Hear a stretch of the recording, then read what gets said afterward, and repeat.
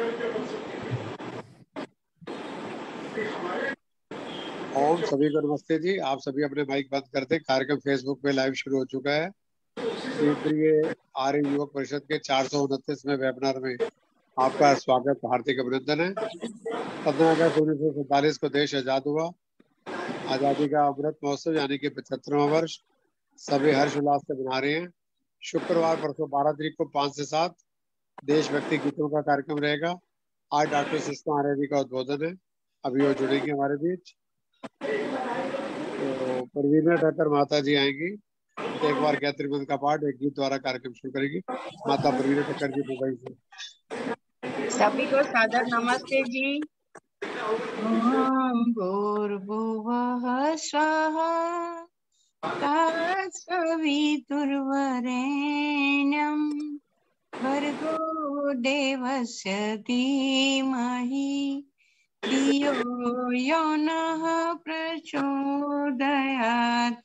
तूने हमें उत्पन्न किया, पालन कर रहा है तू, तुझसे ही पाते प्राण हम, दुखियों के कष्ट हरता है तू, तेरा महान तेज है छाया हुआ सभी स्थान।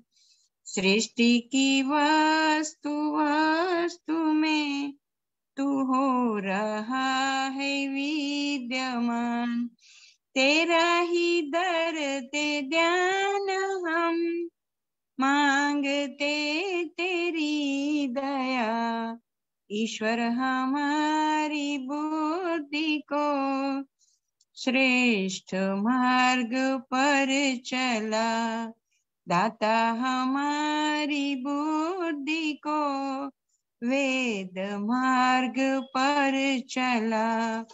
ओम भूर्भुवः स्वः तत्सवितुर्वरेण्यं भर्गो देवस्य धीमहि धियो यो नः प्रचोदयात्। अभी ईश्वर भक्ति का कि ये स्वतंत्रता के हिसाब से आपकी इच्छा जी, जो मर्जी गाइए। कर चले हम फिदा जान तन साथियों, अब तुम्हारे हवाले वतन साथियों।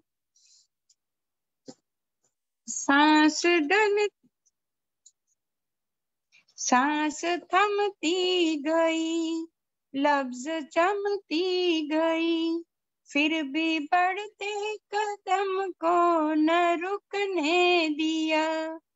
कट गए सर हमारे तो कुछ गम नहीं, सर हिमालय का हमने न झुकने दिया।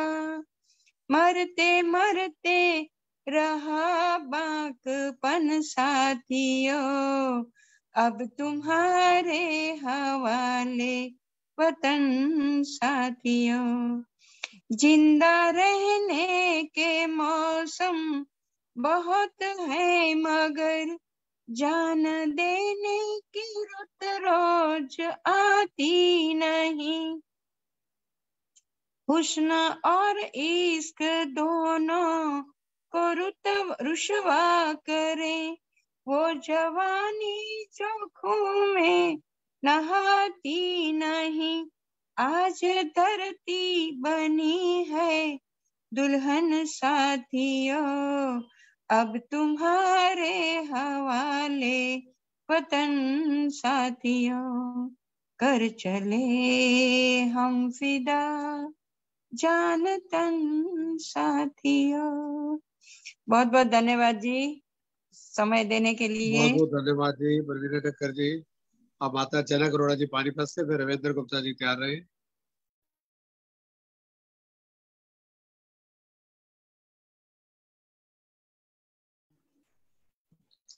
जी नमस्कार। नमस्कार जी, नमस्कार, स्वागत। जिस दृष्टि के कारण आज हम यहाँ बैठे हैं इस स्टेज पे, एक उनके भजन के लिए, और जिनके कारण आज हम अमृत महोत्सव मना रहे हैं, उनका एक भजन।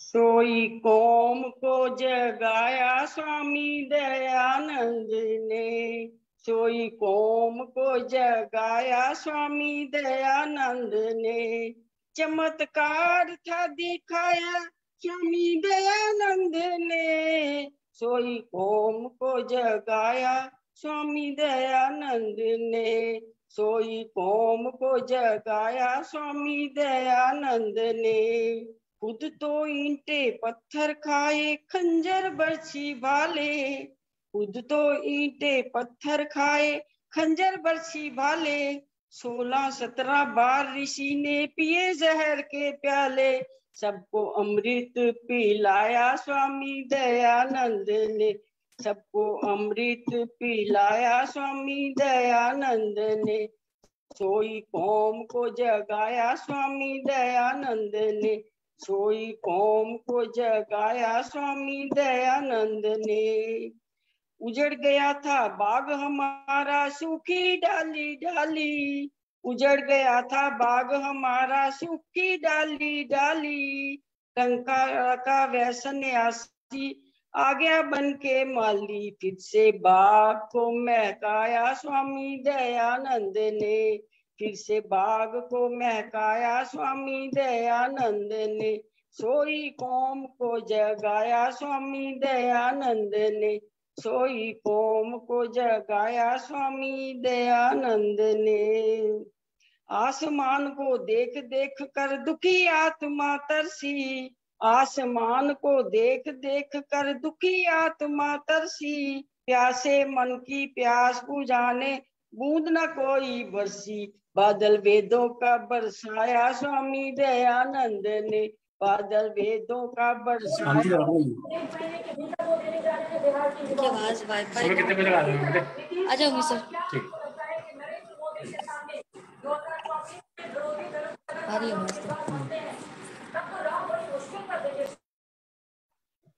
सोई कौम को जगाया स्वामी दयानंद ने।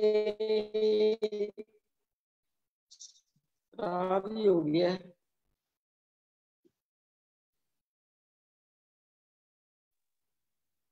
धन्यवाद माता जी।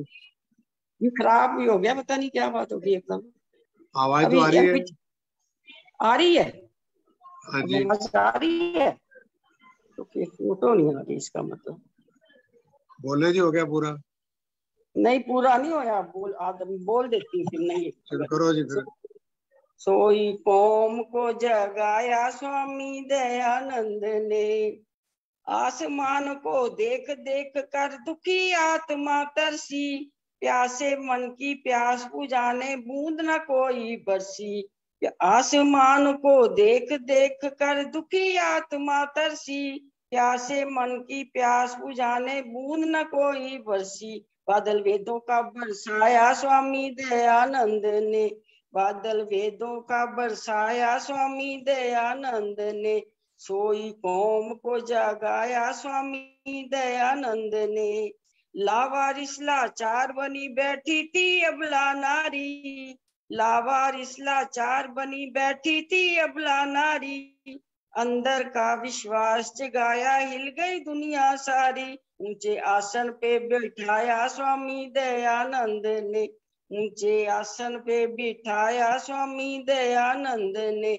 सोई कौम को जगाया स्वामी दयानंद ने, पिछड़े हुए समाज के अंदर आ गई नई बहारें, पिछड़े हुए समाज के अंदर आ गई नई बहारें, छुआछूत और जात पात की तोड़ गया दीवारें, चक्कर शुद्धि का चलाया स्वामी दयानंद ने, चक्कर शुद्धि का चलाया स्वामी दयानंद ने, सोई कौम को जगाया स्वामी दयानंद ने, कितनी सदियां बीत गई हैं गिरते और संभलते, कितनी सदियां बीत गई हैं गिरते और संभलते, पथिक मिली ना मंजिल कोई, राह पे चलते चलते सीधा रास्ता बताया स्वामी दयानंद ने। सोई कौम को जगाया स्वामी दयानंद ने। चमत्कार था दिखाया स्वामी दयानंद ने। सोई कौम को जगाया स्वामी दयानंद ने। सोई कौम को जगाया स्वामी दयानंद ने। धन्यवाद अनिल जी। बहुत बहुत धन्यवाद माता जनक अरोड़ा जी पानीपत से और फरीदाबाद से रविंद्र गुप्ता जी। उसके बाद रजनी गर्ग जी तैयार रहेगी। आज के मुख्य अतिथि रजय सेठी जी जुड़ चुके हैं, मंत्री आरिस्मत तापुनगर मेरठ। बहुत बहुत स्वागत, अभिनंदन। आइए रविंद्र गुप्ता जी। सभी श्रोताओं को मेरा नमन। आइए प्रभु स्तुति प्रार्थना का गीत। करूं नित्य नित्य तेरा ध्यान, यही है प्रार्थना मेरी। करूं नित्य नित्य तेरा ध्यान, यही है प्रार्थना मेरी। मिले भक्ति का मुझको दान, मिले भक्ति का मुझको दान, यही है प्रार्थना मेरी। करूं नित्य नित्य तेरा ध्यान। तेरी ही धुन हो, तेरी लगन हो, बलिहारी तुझ पे ये जीवन। भगवान तेरी भक्ति के रंग में हरदम रंगा मेरा ये मन। दे दो ऐसा वरदान, दे दो ऐसा वरदान, यही है प्रार्थना मेरी। मिले भक्ति का मुझको दान, मिले भक्ति का मुझको दान, यही है प्रार्थना मेरी। करूं नित्य नित्य तेरा ध्यान। शाम सवेरे बस, शाम सवेरे गुन गाऊं तेरे, पल पल ही तुझको पुकारूं। तुम संग भगवन प्रीति लगा कर, अपना ये जीवन सुधारूं। करो कृपा ओ कृपा निधान, करो कृपा ओ कृपा निधान, यही है प्रार्थना मेरी।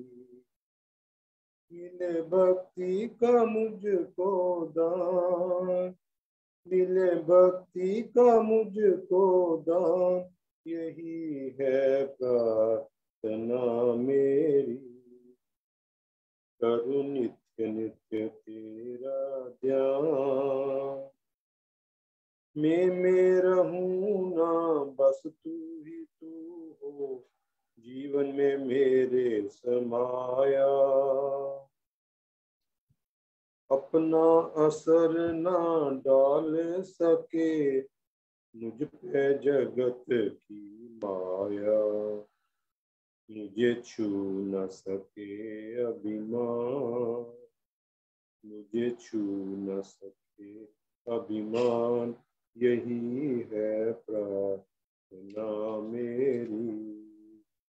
मिले भक्ति का मुझको दान, मिले भक्ति का मुझको दान, यही है प्रार्थना मेरी। करूं नित्य नित्य तेरा ध्यान, यही है प्रार्थना मेरी। बहुत बहुत धन्यवाद। बहुत बहुत धन्यवाद रविंद्र गुप्ता जी। अब रजनी गर्ग जी से नोत गुरु का गीत। हमारे बीच के आज के मुख्य वक्ता वैदिक विदुषी डॉक्टर सुषमा महाराज जी जुड़ गई है, उनका स्वागत है। आज के मुख्य अतिथि रजनी सेठी जी का भी स्वागत। रजनी करेगी एक गीत, उसके बाद और फिर सुषमा जी का उद्बोधन। सभी को सादर नमस्ते। नमस्ते जी सर। आजादी के अमृत महोत्सव की सार्थकता के ऊपर आज का कार्यक्रम है। मैं आजादी के ऊपर ही एक गीत प्रस्तुत करने की कोशिश करूंगी, प्रयत्न करूंगी।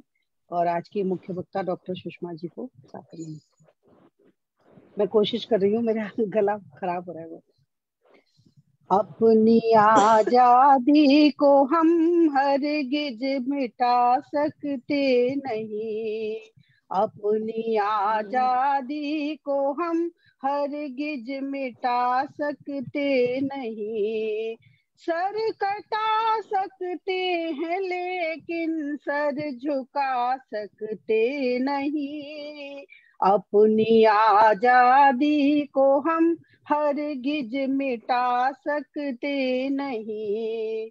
हमने सदियों में ये आजादी की नेमत पाई है, सैकड़ों कुर्बानियां देकर ये दौलत पाई है। मुस्कुरा कर खाई है सीने पे अपने गोलियां, कितने वीरानों से गुजरे तब ये जन्नत पाई है। खाक में हम अपनी इज्जत को मिटा सकते नहीं, सर कटा सकते हैं लेकिन सर झुका सकते नहीं। अपनी आजादी को हम हरगिज मिटा सकते नहीं। क्या चलेगी जुल्म की अहले वफा के सामने, आ नहीं सकता कोई शोला हवा के सामने। लाख फौजें लेके आए अमन का दुश्मन कोई, रुक नहीं सकता हमारी ताकतों के सामने। हम वो पत्थर हैं जिसे दुश्मन हिला सकते नहीं, अपनी आजादी को हम हरगिज मिटा सकते नहीं। वक्त की आवाज के हम साथ चलते जाएंगे, हर कदम पर जिंदगी का रुख बदलते जाएंगे। घर वतन में भी मिलेगा कोई गद्दारे वतन, अपनी ताकत से हम उसका सर कुचलते जाएंगे। एक धोखा खा चुके हैं और खा सकते नहीं, अपनी आजादी को हम हरगिज मिटा सकते नहीं। हम वतन के नौजवान हैं, हमसे जो टकराएगा वो हमारी ठोकरों से खाक में मिल जाएगा। वक्त के तूफान में बह जाएंगे जुल्मों सितम, आसमां पे ये तिरंगा उम्र भर लहराएगा। जो सबब ऋषि ने सिखाया वो भुला सकते नहीं, अपनी आजादी को हम हरगिज मिटा सकते नहीं, अपनी आजादी को हम हरगिज मिटा सकते नहीं। जय हिंद, जय भारत। बहुत बहुत धन्यवाद रंजीत जी, बहुत सुंदर गीत।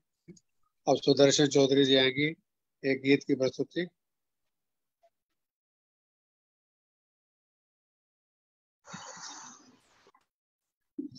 भाई साहब सादर नमस्ते। सभी उपस्थित बहन भाइयों को मेरा सादर नमन।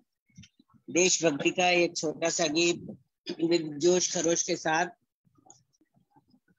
अमृत महोत्सव की आप सबको बहुत बहुत शुभकामनाएं और हृदय से बधाई। शहीदों की शहादत याद करें, जो कुर्बान हो गए देश पर, उन्हें झुककर सलाम करें। आजादी की कभी शाम न होने देंगे, शहीदों की कुर्बानी बदनाम न होने देंगे। उन शहीद वीरांगना वीरों को याद करते हुए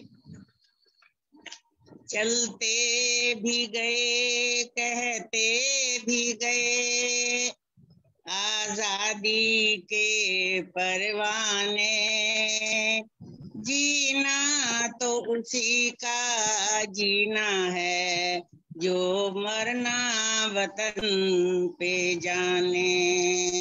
ए वतन हमको तेरी कसम तेरी जान,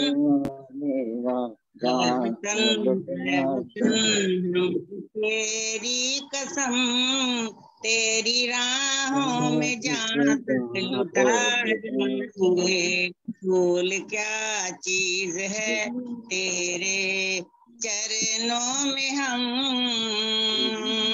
तेरे चरणों में हम खून अपने सरों की चढ़ा जाएंगे। ए वतन कोई पंजाब से, कोई महाराष्ट्र से, कोई यूपी से है, कोई बंगाल से, तेरी पूजा की थाली में लाए हैं हम फूल हर रंग के, आज हर डाल के। नाम कुछ भी सही पर लगन एक है, जोत से जोत दिल की जगा जाएंगे। ए वतन हमको तेरी कसम तेरी राहों में जहाँ तक लुटा जाएंगे। फूल क्या चीज है तेरे कदमों में हम, जाने अपने दिलों की चढ़ा जाएंगे।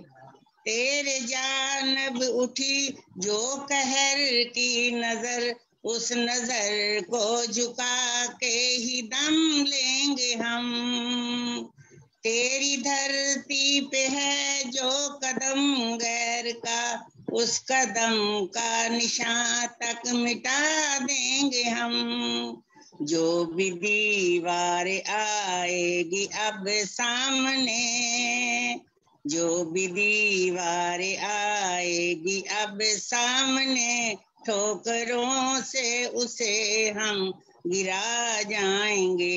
ए वतन हमको तेरी कसम तेरी राहों में जहाँ तक लुटा जाएंगे। फूल क्या चीज है तेरे कदमों में हम, जाने अपने सरों की चढ़ा जाएंगे। ए वतन जय हिंद। बहुत बहुत धन्यवाद, बहुत सुंदर सुदर्शन चौधरी जी। अब एक गीत और कुशल अरोड़ा जी, उसके बाद डॉक्टर सुषमा राय जी सारे पांच जुड़ेंगे। उनका स्वागत। आइए कुशल जी।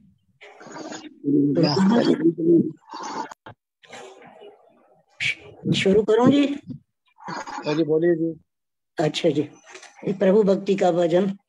मुझे ऐसा बना दो मेरे प्रभु, मुझे ऐसा बना दो मेरे प्रभु, जीवन में लगे ठोकर न कहीं, जाने अनजाने भी मुझसे, जाने अनजाने भी मुझसे, नुकसान किसी का हो न कहीं, मुझे ऐसा बना दो मेरे प्रभु। जो तेरा बनकर रहता है, कांटों में फूल सा खिलता है, कांटों में फूल सा खिलता है, जितने भी कांटे पांव लगे, जितने भी कांटे पांव लगे, पर फूल भी हों कांटे न कहीं, मुझे ऐसा बना दो मेरे प्रभु। जीवन में लगे ठोकर न कहीं, जाने अनजाने भी मुझसे, नुकसान किसी का हो ना कहीं, मुझे ऐसा बना दो मेरे प्रभु। एक तू ही मेरा ऐसा है, दुख में भी साथ नहीं तजता, दुख में भी साथ नहीं तजता। दुनिया मुझे प्यार करे ना करे, दुनिया मुझे प्यार करे ना करे, खोऊं ना मैं तेरा प्यार कहीं, मुझे ऐसा बना दो मेरे प्रभु। मन हो मधुपुर में कलश मेरा, आंखों में ज्योति झलकती रहे, आंखों में ज्योति झलकती रहे। तुमसे मधु ऐसा पीने को, तुमसे मधु ऐसा पीने को, जागत ही रहूं सोऊं ना कभी, मुझे ऐसा बना दो मेरे प्रभु। उपकार सदा करता जाऊं, दुनिया अपकार भले ही करे, दुनिया अपकार भले ही करे, बदनामी न हो जग में मेरी, बदनामी न हो जग में मेरी, कोई नाम भले ही देना कहीं, मुझे ऐसा बना दो मेरे प्रभु। मैं क्या हूँ और रहा मेरी क्या है, ये सत्य सदा मैं समझ सकूं, ये सत्य सदा मैं समझ सकूं। इस राह पे चलते चलते कहीं, इस राह पे चलते चलते कहीं, मेरे पांव थके व रुके न कहीं, मुझे ऐसा बना दो मेरे प्रभु। जीवन में लगे ठोकर न कहीं, जाने अनजाने भी मुझसे, नुकसान किसी का हो ना कहीं, मुझे ऐसा बना दो मेरे प्रभु। धन्यवाद। माता कौशल्या अरोड़ा जी, बहुत बहुत धन्यवाद। अब मैं आज की मुख्य वक्ता वैदिक विदुषी ओजस्वी प्रचारक डॉक्टर सुषमा आर्य जी आयुर्वेदाचार्य से अनुरोध करूंगा। पूरा देश आजादी का अमृत महोत्सव मना रहा है, तो देश की आजादी में आर्य समाज का स्वामी धर्म का बहुत बड़ा योगदान रहा। हैदराबाद आंदोलन जैसे आंदोलन किए, तब जाके स्वतंत्रता मिली। तो अमृत महोत्सव की क्या सार्थकता है, आएंगी सुषमा जी अपना ओजस्वी उद्बोधन। बहुत बहुत स्वागत, अभिनंदन।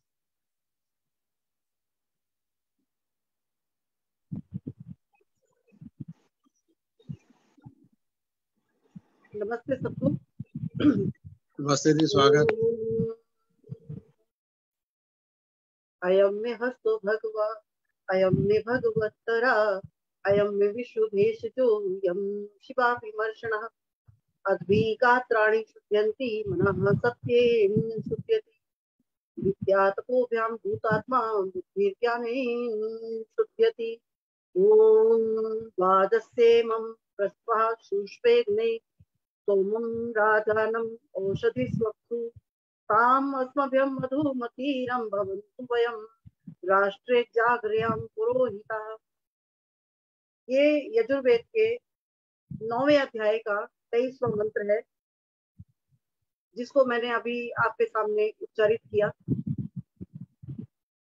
वाजस्येमं, बहुत सुंदर इसका अर्थ है। अगर मैं पूरी व्याख्या करने लगूं तो शायद आधा घंटा इसी में बीत जाएगा, लेकिन मैं केवल मात्र अर्थ करूंगी, क्योंकि हमारा उद्देश्य इसके अर्थ को आगे क्रियान्वित करने का है कि कितना हमने इसको क्रियान्वित किया है या करना है।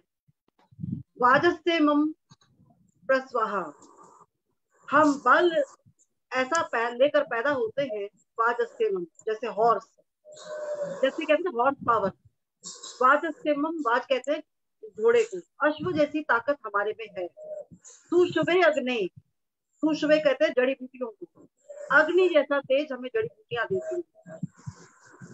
सोमम राजनम औषधि, और जो औषधियां हैं वह सोम जैसी शीतलता देती हैं, चांद जैसी शीतलता देती है और सूरज जैसा तेज देती है। अस्मगम मधुमतीरम भवन, तो हम इतना सब लेकर दूसरों के लिए हम मधु हो जाएं, मीठे हो जाएं। राष्ट्रीय जागरण पुरोहिता, तो ऐसे राष्ट्र में जहां से तुमने इन सब का सेवन किया है उनका हित चाहने वाले बन जाओ। पुरोहिता का लोगों ने यहाँ तात्पर्य पुरोहित पंडित जी कर दिया है, लेकिन पुरोहिता का अर्थ है जो पहले से हित चाहने वाला है, जो पैदा ही हित करने के लिए है। जैसे महर्षि दयानंद पुरोहित थे, जैसे सुभाष चंद्र पुरोहित थे। मीन पुरोहित मीन दूसरे का भला चाहने वाला। तो इसमें कहा है कि प्रत्येक व्यक्ति को दूसरे का भला चाहने वाला होना चाहिए। और राष्ट्रीय जागरण, राष्ट्र के लिए जागते रहना चाहिए, सजग रहना चाहिए। तो ये इस मंत्र का अर्थ है। हम इसकी और सुंदर व्याख्या कर सकते थे, लेकिन उसकी व्याख्या ना करते हुए मैं अपने विषय पर आती हूँ। अभी आज मेरा स्थान बहुत ज्यादा परिवर्तित हुआ है, मैं कहीं बाहर से आई हूँ और जो इस टॉपिक में मुझे बोलना था, मैंने पॉइंट्स लिखे थे, वो शायद कॉपी बाहर रह गई, तो मैंने जल्दी जल्दी आकर कुछ पॉइंट्स अभी अपने मन के भावों से लिखे हैं। तो हो सकता है कि आपको मैं उतना भावुक उतना नहीं कर पाऊं, लेकिन प्रयास करूंगी, क्योंकि ये तो मन के भाव हैं जो हम बोलना चाहते हैं या बोलते हैं। आज मैं उन वीर शहीदों को नमन करने के लिए बैठी हूँ जो काल के गाल में समा गए। किसी को पता तक नहीं कि कौन कितने वीर शहीद हो गए और कितने छिपाए गए, या अन्य कहीं जो वीर गाथा है वो उनको उन सबको मैं नमन करती हूँ। मैं महर्षि दयानंद को नमन करती हूँ सबसे पहले तो, और जिनके कारण, जिनके प्रताप के कारण 85% व्यक्ति जो है, जनता जो है, वो आरे थे। जो जबकि देश हमारा गुलाम था, उसमें अपनी जान देने वाले, अपने बलिदान देने वाले जो जनसंख्या थी वो 85% से भी अधिक थी। महर्षि दयानंद का कहना था, यदि तुम आर्य समाज की शरण में आओगे, वैदिक सिद्धांत अपनाओगे, तभी मानव जीवन का कल्याण हो सकता है, अन्यथा संभव नहीं है। तो उसका परिणाम ये निकला, मैं कुछ महापुरुषों के नाम याद करके बैठी हूँ। उनका परिणाम ये निकला कि महर्षि दयानंद के कारण, व्यक्तित्व के कारण, 7 फुट के व्यक्तित्व के कारण हमारा जो देश है वो आजाद हो पाया। वो उसके आजादी को, उसके व्यक्तित्व को कहने के लिए कुछ कुछ महापुरुषों ने कुछ कुछ पंक्तियां कही हैं जो मुझे टिप्स पे याद थी, मैंने उनको अभी लिखा है। मेरे सबसे प्रियतम थे, आप सबको भी मालूम होना चाहिए, सबके होंगे, लाल बहादुर शास्त्री। वो नित्य प्रति ललिता शास्त्री, लाल बहादुर शास्त्री बचपन में कई बार वो हमारे घर में आए या आर्य समाज में आए, जब वो प्रधानमंत्री नहीं बने थे। वो नित्य प्रति यज्ञ करने वाले थे। ललिता शास्त्री जी तो बहुत सारे आर्य समाजों में अध्यक्षा बन के गई, और सब जानते हैं स्त्री सम्मेलन में ललिता शास्त्री जी के जाने के बाद भी वो आती रही। तो लाल बहादुर शास्त्री, ललिता शास्त्री, आप सब जानते हैं उन्होंने क्या कहा, राष्ट्र की उन्नति में अभूतपूर्व कार्य करने वाले क्रांतिकारी युग प्रवर्तक महर्षि दयानंद मेरे आदर्श हैं। मैं उनके आदर्शों पर चलकर देशभक्त बना हूँ और आर्य बना हूँ। तो मैं ऐसे महर्षि दयानंद को नमन करता हूँ। तो अमृतोत्सव पर यदि हम स्वयं अपने महर्षि दयानंद को नमन नहीं करेंगे, याद नहीं करेंगे, तो राष्ट्र तो वैसे ही नहीं कर रहा है। तो थोड़ा सा कुछ महापुरुषों के माध्यम से मैं उनके व्यक्तित्व को आपको बताना चाहती हूँ, और उसके बाद मैं आयुर्वेद की चर्चा भी करूंगी। आप जाइएगा नहीं, क्योंकि आप कहीं सोचो कि आज तो ये क्या बोलने के लिए बैठ गई। देखिए, उसके बाद नित्य याचिक परिवार, वो लाल बहादुर शास्त्री थे। अनिल शास्त्री जी का जनेऊ संस्कार भी हमने, शायद मुझे याद है थोड़ा थोड़ा, शायद देखा होगा। तो लाला लाजपत राय को मैं बहुत अपना फेवरेट मानती हूँ। स्वामी दयानंद मेरे गुरु हैं। देशभक्ति की प्रेरणा मैंने दयानंद से सीखी है। मेरा बाल भी यदि दयानंद पर कुर्बान हो जाए तो कम है।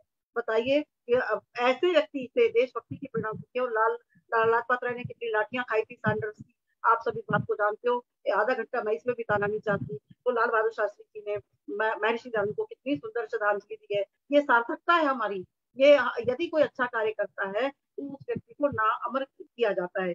सुभाष चंद्र बोस जी को देखिए, वो सुभाष चंद्र बोस जी भी बहुत ज्यादा बहुत फेवरेट थे, क्योंकि मेरे पिताजी 1943 में आजादी सेना में भर्ती हुए थे। और मैं हैदराबाद के आंदोलन को भी याद करूंगी कि 1939 में जब हैदराबाद का आंदोलन हुआ था, स्वामी नारायण स्वामी जी के अंतर्गत की अध्यक्षता में, तो नारायण स्वामी जी शायद लाहौर के विद्यालयों में गए थे और गुरु जी भी के टीचर्स भी जेल में जाने लगे थे। उस जिसमें मेरे पिताजी केवल मात्र 13 वर्ष के थे, वो हैदराबाद आंदोलन में जेल में पिता अपने गुरु के साथ 6 महीने जेल में रहे थे। शायद वही संस्कार और वही बीज थे जो अंतिम समय तक वो स्वतंत्रता सेनानी रहे। और अभी 75वें वर्ष पर मुझे भी आमंत्रित किया गया है हरियाणा में कि मैं वहां पर की प्रथम पीढ़ी के रूप में और अग्रजा पुत्री के रूप में मैं वहां सम्मानित की जाऊं, और मुझे भी आमंत्रित किया गया है। ये बहुत मेरे लिए हर्ष की बात है। तो प्रथम राष्ट्रपति डॉक्टर राजेंद्र प्रसाद ने बड़ी सुंदर बात कही, सत्यार्थ प्रकाश जैसा दूसरा ग्रंथ मैंने सुना तक नहीं, मैंने पढ़ा तक नहीं। अध्यात्म, राजनीतिक, सांसारिक जागृति और के प्रति प्रेम यदि की गंगा यदि कहीं बहती है तो सत्यार्थ प्रकाश में। मैं बीच में आपको एक बात कहना चाहूंगी, सत्यार्थ प्रकाश का जो 7वां समोल्लास है वो अवश्य पढ़िएगा। सत्यार्थ प्रकाश का 8वां समोल्लास अवश्य पढ़िएगा, जो वर्तमान में तारक संगीत है। कई बार दूसरा जो समोल्लास है वो शिक्षा से संबंधित है, वो थोड़ा तारक संगीत आजकल नहीं है, लेकिन अभी आपको पता होना चाहिए 5 अगस्त को एक बहुत बड़ी एक मुहिम चली है और पिछले 4 सालों से लगातार चल रही है। पिछले साल नहीं चलने दी गई थी, सीएए लागू नहीं होने दिया था, लेकिन अब तो काले कपड़ों में लोग तिरस्कार करते रहे, अपना आंदोलन दिखाते रहे अपनी। आपको मालूम है विपक्ष की पार्टी, और यहाँ पर एक बहुत बड़ा एक बहुत सुंदर आपको बातों को मालूम होना चाहिए, भारतीय शिक्षा जो एक यूनिवर्सिटी है वो पतंजलि को सौंप दी गई है, जिसका सपना मैं कभी देखा करती थी। यदि संस्कृति से मुगल साम्राज्य हटेगा तो फिर वो शिव जी पार्वती जी आ गए और गणेश जी आ गए तो क्या होगा। लेकिन यदि आपको ये ध्यान रहे, यदि आप इस बात को सत्य मानना चाहते हो और चाहते हो कि गणेश जी तो आप नहीं हटा सकते, लेकिन गणेश जी की सुंदर व्याख्या तो आप कर सकते हो ना, कि गणेश जी का जो शरीर है ना, जो हाथी जैसा सूंड है ना, तो ईश्वर की ने दुनिया ऐसी बनाई है कि वो हाथी जैसे सुंदर होनी चाहिए और स्वयं भी वो हाथी जैसा बुद्धि वाला है। तो लाक्षणिक मूर्तियां बनी थी, लाक्षणिक शक्ति से मूर्तियां बनी थी। लोगों ने पंडित पुजारियों ने उन्हीं को भगवान मानकर पूजा अर्चना शुरू कर दी। और जो गणेश जी हैं बड़े पेट वाले हैं, आपको मालूम होना चाहिए कि ईश्वर बड़े पेट वाला है, वो किसी के कामों को किसी की बातों को दूसरे तक नहीं पहुंचाता है, वो उस ईश्वर का उसमें गुण दिखाया गया है। तो ये जो जितनी भी प्रतिमा अर्चन हो रहा है, उसके हमने उनको सीधा पूजना शुरू कर दिया, ये अलग बात है। वरना जब शिव जी बने थे, शिव जी के सांपों गले में सांप की माला है, तो मतलब यह है कि ईश्वर ने इतनी दुनिया बनाई है कि उसने सारी दुनिया का जैसे मान लो जहर अपने पास रख लिया, वो इतनी परिश्रम किया है। तो हमें भी दूसरे लोगों की बुराइयों को अपने गले में समेटे रहना चाहिए, अपनी उनकी बुराइयों से उससे दुश्मनी नहीं लेनी चाहिए। दयानंद के ऊपर कितने लोगों ने सांप फेंके, लेकिन फिर भी उन्होंने समाज का परोपकार किया। तो ये शिव जी का जो एक रूप है हमारे सामने, लोगों ने शिव पार्वती बना के पूजा करना शुरू कर दिया, अन्यथा ये ईश्वर के लाक्षणिक प्रतीक हैं कि शिव जी के सिर में गंगा बह रही है, फिर उसने जल का उत्पादन देखिए कितनी सुंदर तरीके से करा है। और जल कहाँ से निकलता है? ऊपर से निकलता है, तो ईश्वर के शरीर मस्तिष्क से जल निकल रहा है। तो ये बहुत, जब हम ईश्वर का ध्यान करने लगते हैं तो ये मूर्तियां भी हमको बड़ा सुंदर सा सूचक दिखती हैं। तो सत्यार्थ प्रकाश का 7वां समोल्लास ईश्वर, जीवात्मा, प्रकृति की बड़ी सुंदर चर्चा करता है। ईश्वर क्या है, जीवात्मा क्या है, प्रकृति क्या है, जीवात्मा में कितने गुण हैं, कितनी शक्तियां हैं। जीवात्मा में 24 शक्तियां हैं, जो कि अशोक चक्र का जो बीच में एक चक्र है ना नीले रंग का ध्वज में, वो भी 24 अरे हैं उसकी चर्चा भी अगर मैं करूंगी कि वो 24 अरे हमें क्या क्या कहते हैं। तो कहने का तात्पर्य है सत्यार्थ प्रकाश का जो हमारा 7वां समोल्लास है अवश्य पढ़ना चाहिए, अवश्य पढ़ना चाहिए। और 8वां समोल्लास तो सृष्टि की उत्पत्ति के बारे में है, प्रलय के बारे में है कि कितने वर्ष तक सृष्टि रहती है, कितनी चतुर्युगियां सृष्टि बनने में लगती है, पहले क्या बनता है, बाद में क्या बनता है, और प्रलय होते हुए तब क्या होता है, तो उसकी चर्चा की गई है। और 9वें समोल्लास में बंधन और मोक्ष की चर्चा की गई है कि मोक्ष किसे कहते हैं। तो 7वां, 8वां, 9वां समोल्लास डॉक्टर राजेंद्र प्रसाद कहते हैं कि मुझे इससे अच्छा ग्रंथ कोई दिखाई नहीं देता। सरदार भगत सिंह जी कहते हैं मेरा जीवन तो क्या, मेरे दादाजी अर्जुन सिंह का के जीवन के खिवैया भी महर्षि दयानंद जी थे। आपको मालूम होना चाहिए अर्जुन सिंह जी जब आर्य समाज की स्थापना मुंबई में हुई थी, तो पंजाब से अर्जुन सिंह जी भी गए थे और उन्होंने अपने बेटे किशन सिंह का जनेऊ संस्कार उनको बुला के 1870 में अपने घर में बुलाया था, उनको पंजाब में बुलाया था और जनेऊ संस्कार करा था। तो देशभक्ति के कारण ही तो महर्षि दयानंद को याद किया जाने लगा।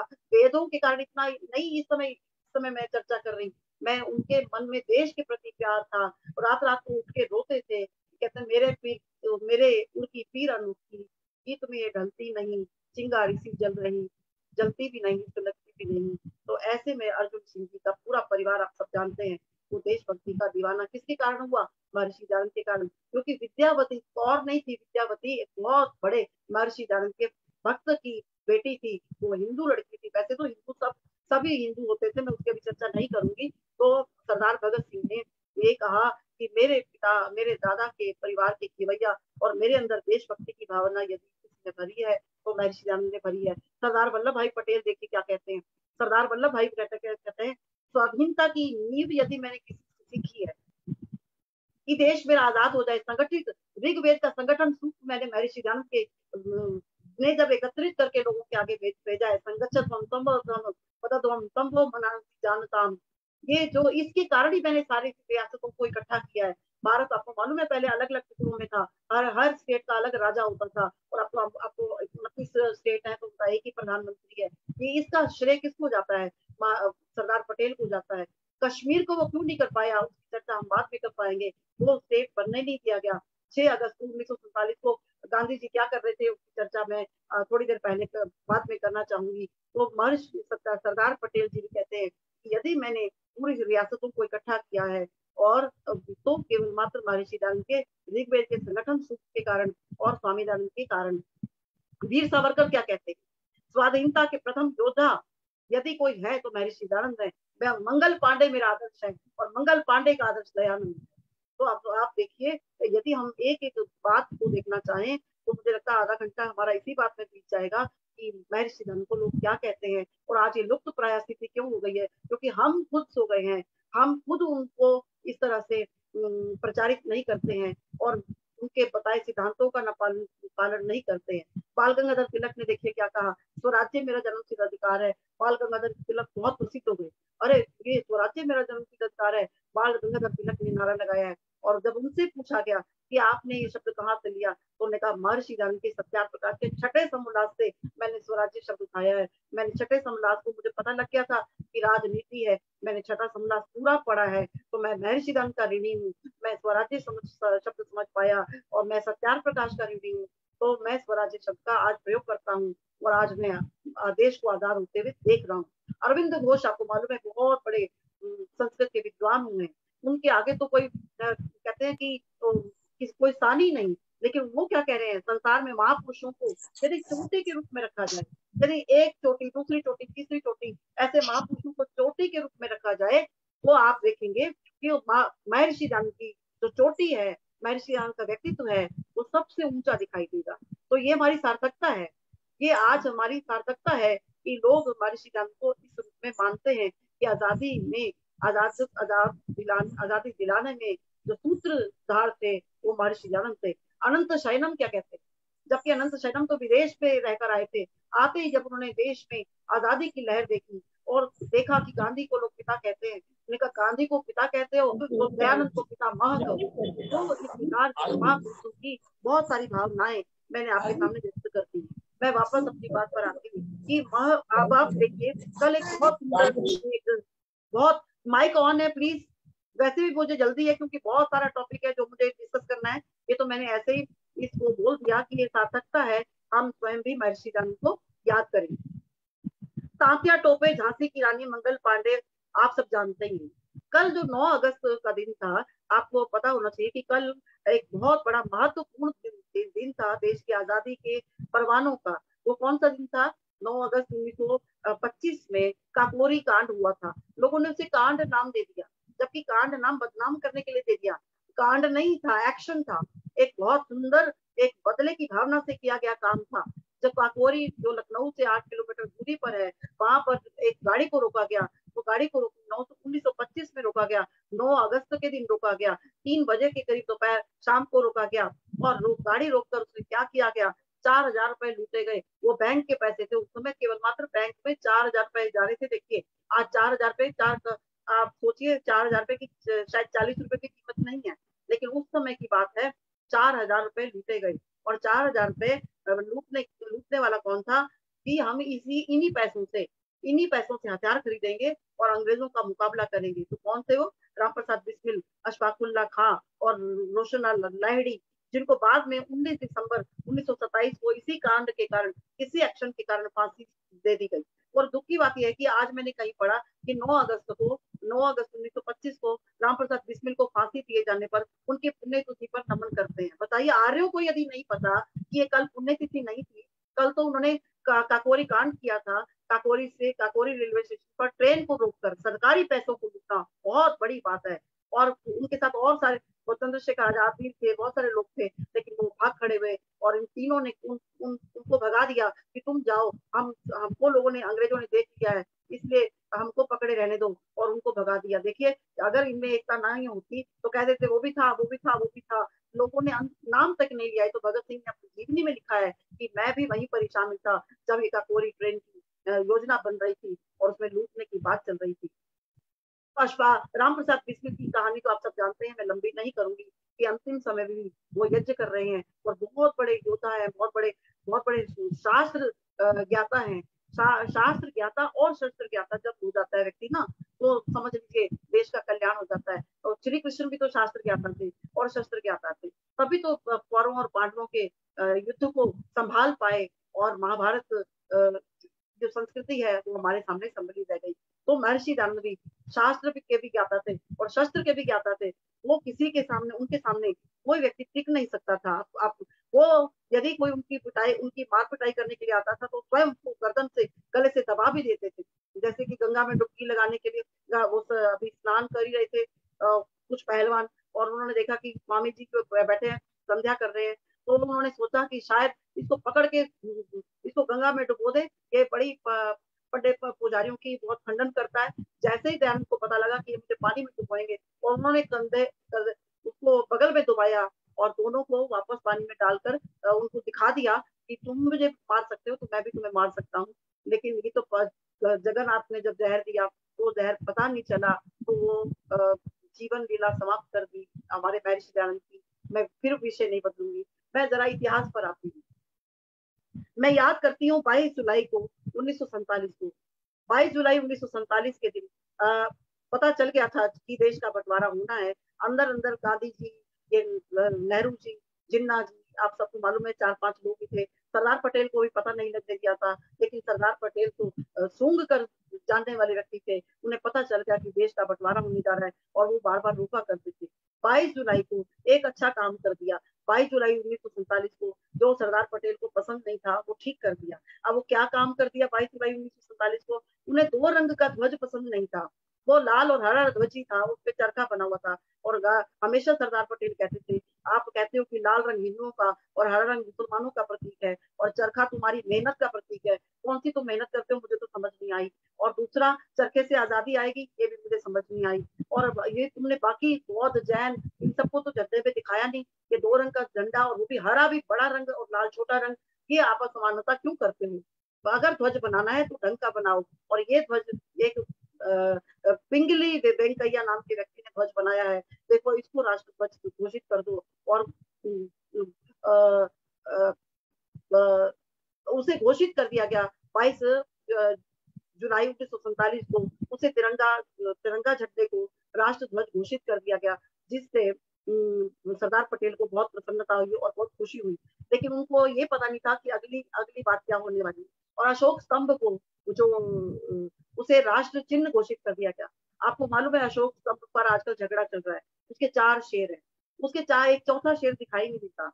यदि बौद्ध से पूछा जाए, महात्मा बुद्ध से पूछा जाता कि आपने 4 शेर किस तरह से बनाए हैं सारनाथ में, अगर आप चाहें तो आपको दिखेगा। वो सारनाथ के जो शेर हैं, अब जो शेर हैं बिल्कुल मिलते हैं।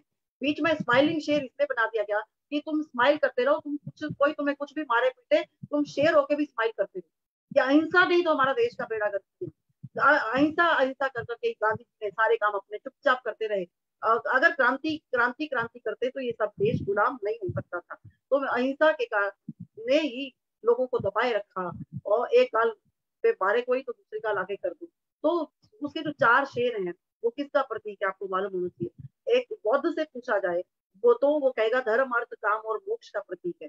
तो जो 3 शेर हैं वो नजर आते हैं, लेकिन चौथा शेर नजर नहीं आता, क्योंकि मोक्ष की बात तो किसी को नजर आती नहीं। धर्म अर्थ काम करता हुआ व्यक्ति दिखाई देता है, लेकिन वो मोक्ष में चला जाएगा तो वो शेर उन्होंने पीछे लुप्त रखा है। तो सांसारिक दृष्टि से देखा जाए तो शौर्य का, वीरता का और उत्तम सोच का तथा सफलता का, सफलता पीछे रखी है कि सफलता की कहाँ दिखाई देती है, व्यक्ति मेहनत करता करता ही दिखाई देता है। तो अशोक स्तंभ को राष्ट्रीय चिन्ह घोषित किया गया और इस ध्वज को उसमें राष्ट्रीय ध्वज घोषित किया गया। इसके अंदर जो 24 नीले अरे हैं वो 24 घंटे का प्रतीक है। आत्मा के अंदर 24 शक्तियां होती हैं, तो उन शक्तियों की भी मैं चर्चा नहीं करूंगी, तो इसलिए उसकी 24 शक्तियां व्यक्ति अपनी बौद्ध के हिसाब से 24 शक्तियां अपनी जागृत करूं, वो इसलिए चिन्ह था। लेकिन अब अगर हमने उसको राष्ट्र के रूप में ले लिया तो 24 घंटे देश के लिए ही पॉजिटिव काम करते रहो, देश के लिए कुछ नेगेटिव मत सोचो और आलस्य मत करो, ये उसका प्रतीक है। तो उसके नीचे हाथी भी है, घोड़ा भी है, सांड भी है, सिंह भी है, आपने देखा होगा नीचे, और फिर बीच में अशोक जैसे वो फिर वो बीच में चक्र हैं। तो इन सबकी 22 जुलाई 1947 को जो ध्वज है वो घोषित कर दिया गया। अब मैं बीच में 8-10 दिन छोड़ देती हूँ, मैं याद कर रही हूँ 2 अगस्त 1947 को, जिस दिन हस्ताक्षर हो गए हैं कि भारत और पाकिस्तान बंटवारा हो जाएगा। नेहरू जी के घर चहल पहल हो गई है, जैसे कि शादी पर चहल पहल होती है।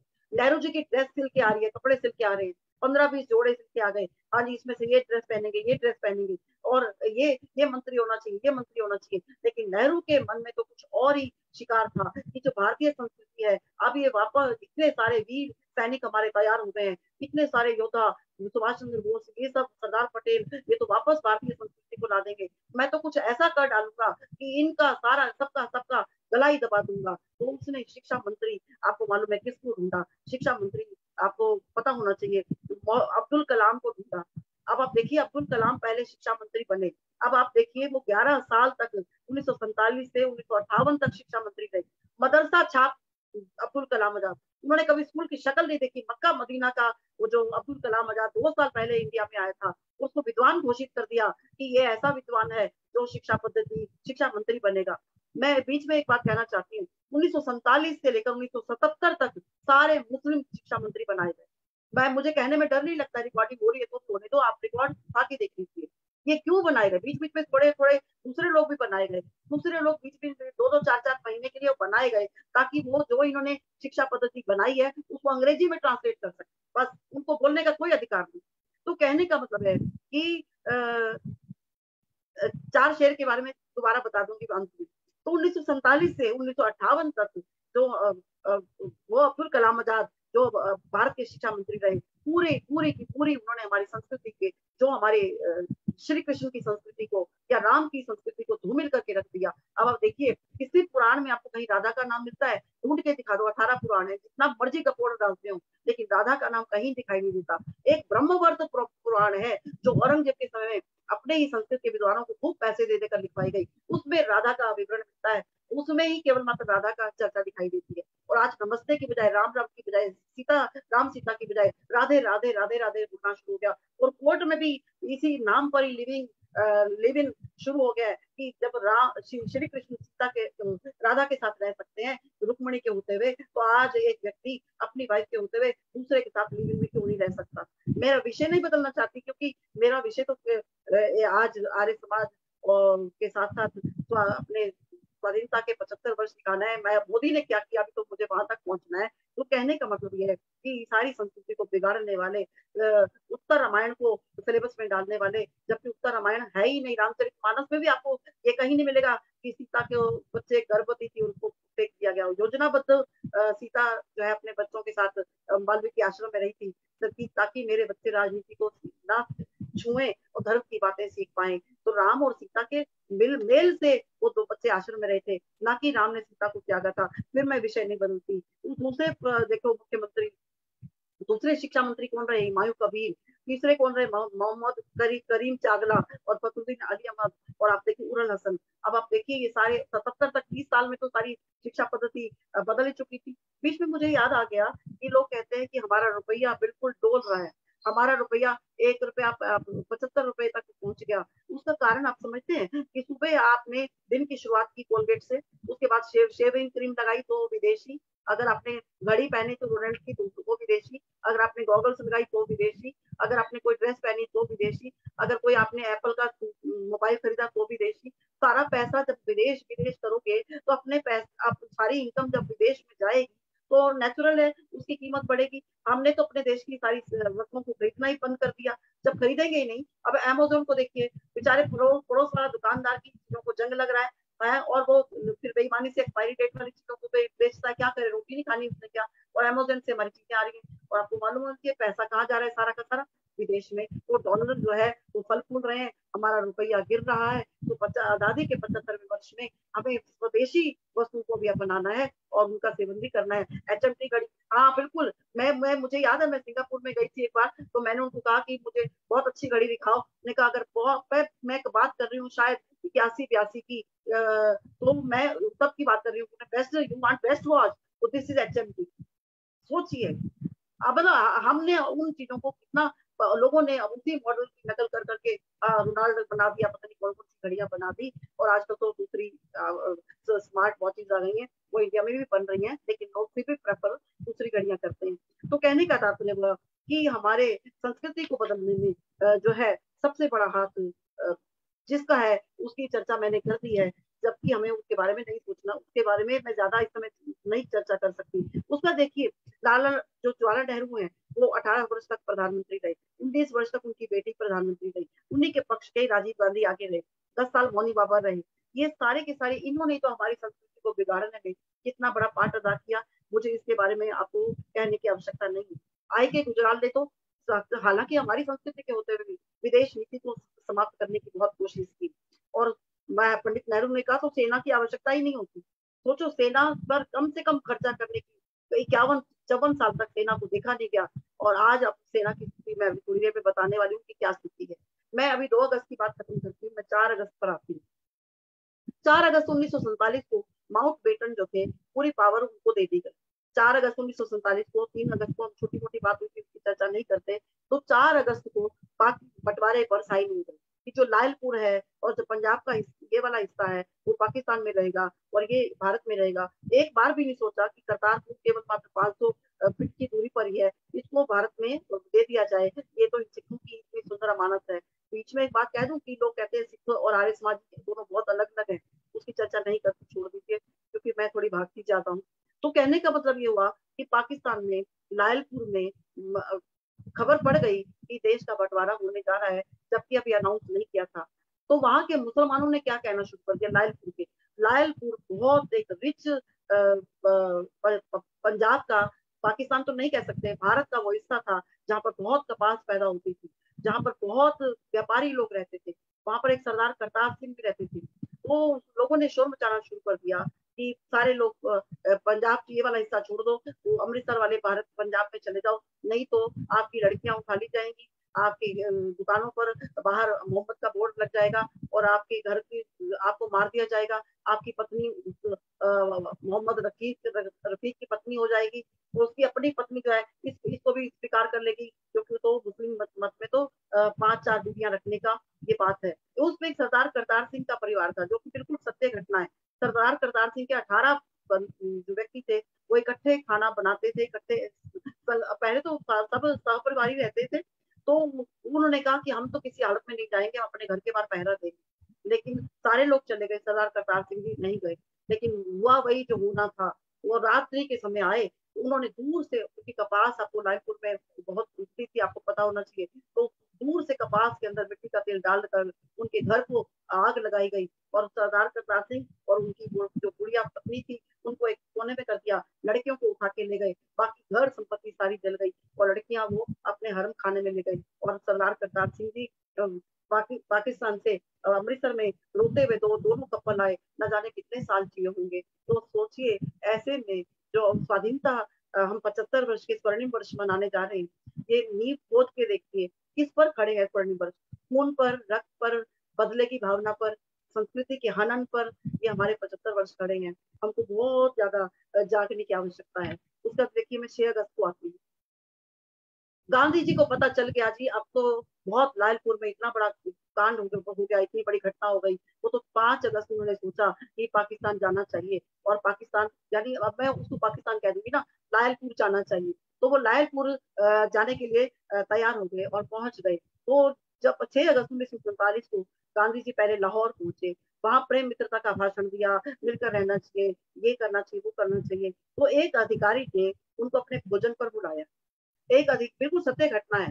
एक अधिकारी ने उनको अपने भोजन पर बुलाया, और भोजन जहां अधिकारी रहता था वहां मुस्लिम बहुल थे, और जिस रास्ते से जाना था वो हिंदू बहुल एरिया था। वो हिंदू बहुल एरिया था।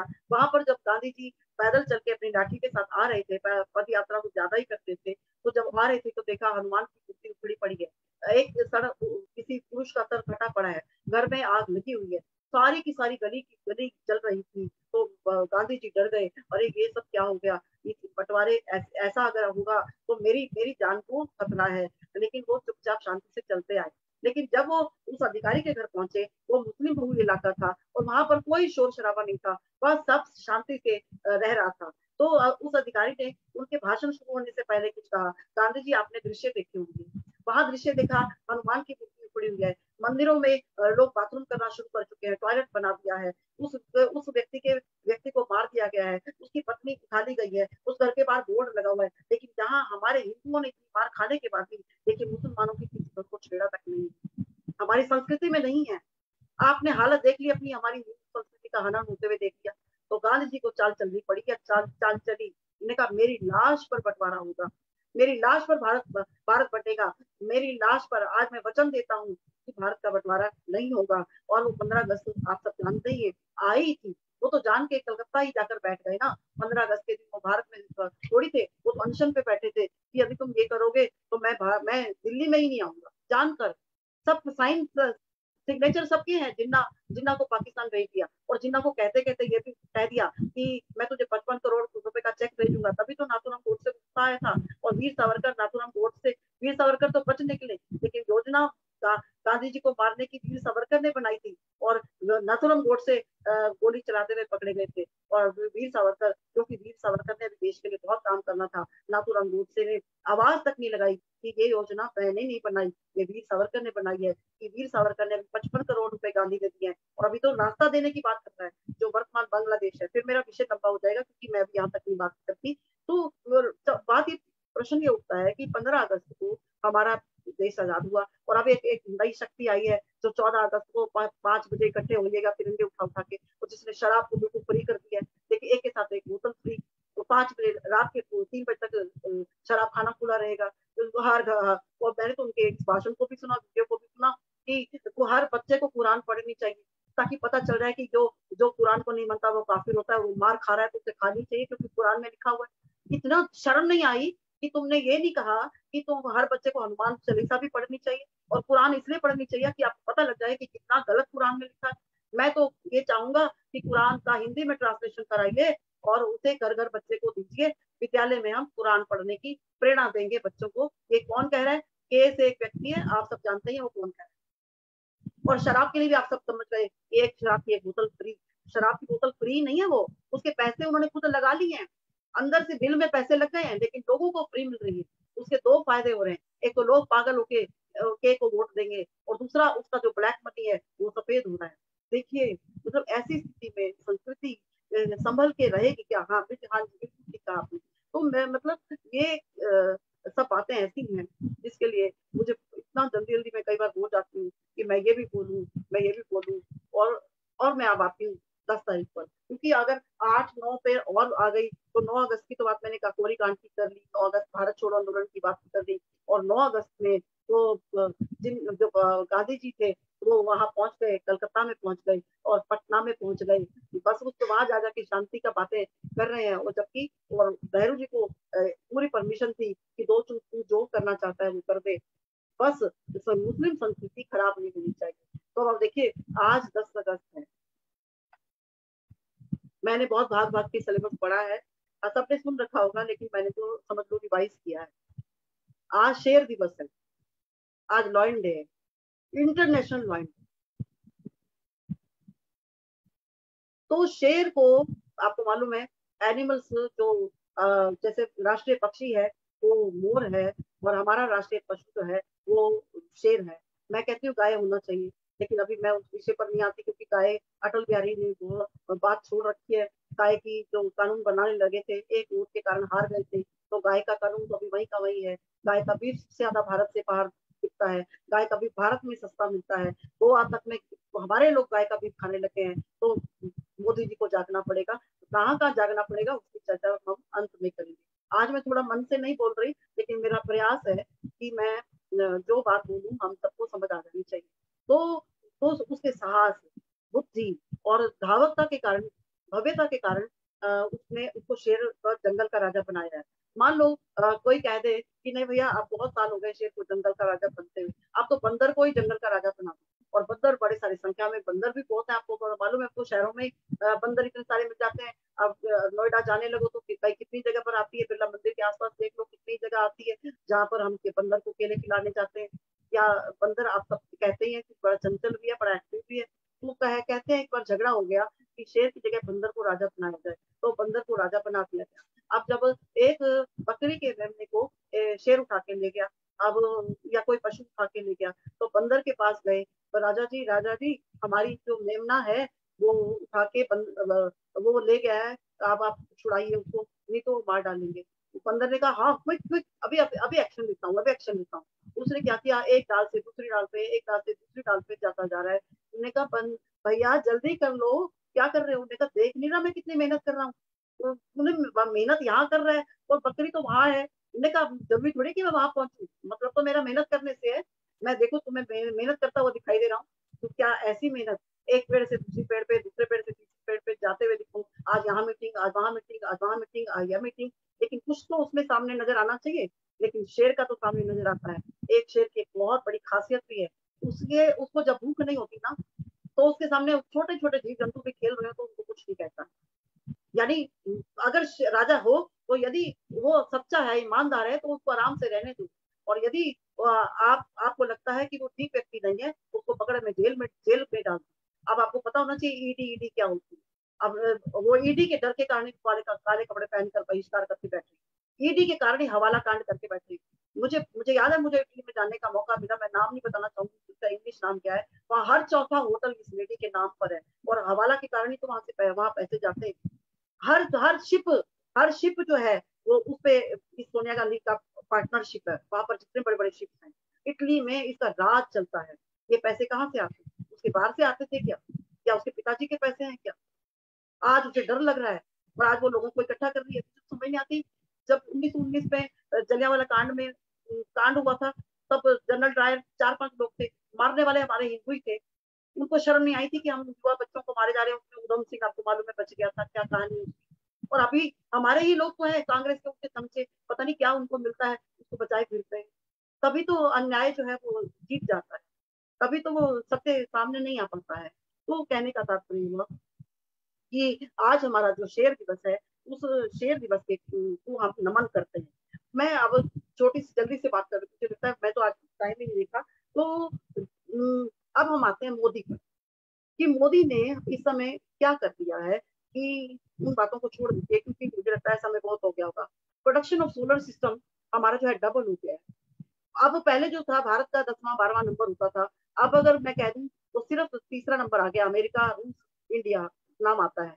ऐसे लगता था कि भारत की सैन्य शक्ति कितनी कमजोर है और आज तो हमारे पास राफेल भी आ गए। तो कहाँ तो इतना बड़ा कर्जा चल रहा था और कह रहे थे कि सेना को देने के लिए वस्त्र तक नहीं है और आज स्कॉर्पियो तक आ गए, कवच तक आ गए। तो पड़ोसी देश है हमारा, जो हमारा ही कॉम्पिटिटिव है और जिसकी कहानियां मैं भी कर चुकी, 70 साल में इतनी उसकी बुरी हालत नहीं हुई जितनी उसकी अब बुरी हालत हुई।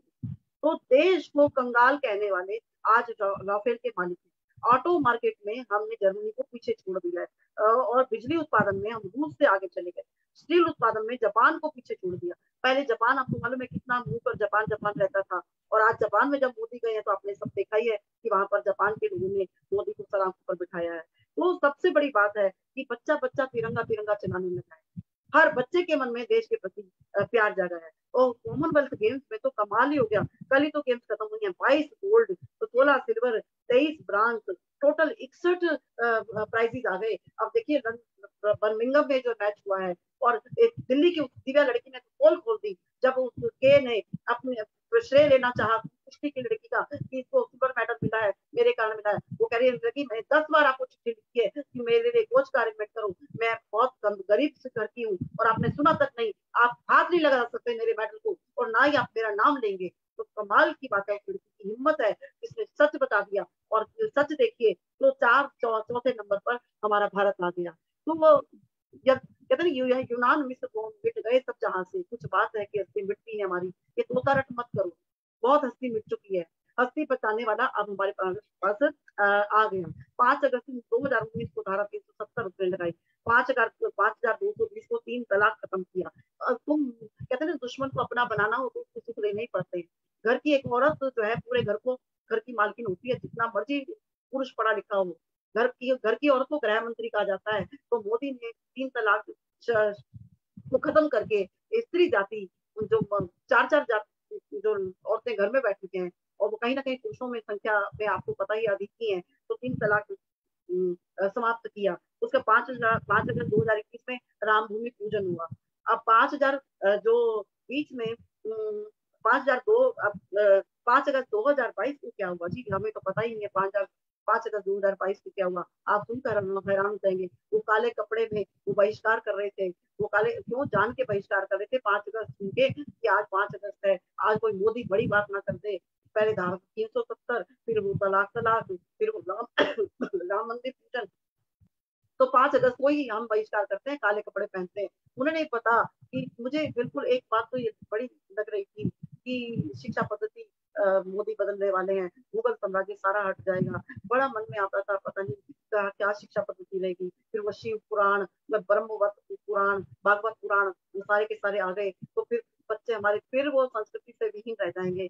आप सोच कर दंग रह जाएंगे। भारतीय शिक्षा बोर्ड जो बनाया गया वो पतंजलि के हाथों में सौंपा गया है। तो तालियां बजाने की बात है कि एक बार फिर से वैदिक जो संस्कृति है वो हमारी जीतने जा रही है। वो वैदिक संस्कृति का यदि प्रचार होता है तो सच मानिए युवा मानेंगे, क्योंकि उसमें कोई अंधविश्वास नहीं है, कोई उसमें ढकोसला नहीं। और उसमें एक बात मोदी जी को और कर लेनी चाहिए कि जिस तरह से बड़ी बड़ी मस्जिद है ना, आपको मालूम होना चाहिए बड़ी बड़ी मस्जिद बनी है जिसमें हजारों लोग इकट्ठे होते हैं, ऐसे ही महीने का एक दिन निश्चित कर देना चाहिए। नहीं तो आपका राशन कार्ड जब्त हो जाएगा। आपका राशन कार्ड की तो खैर बात नहीं है।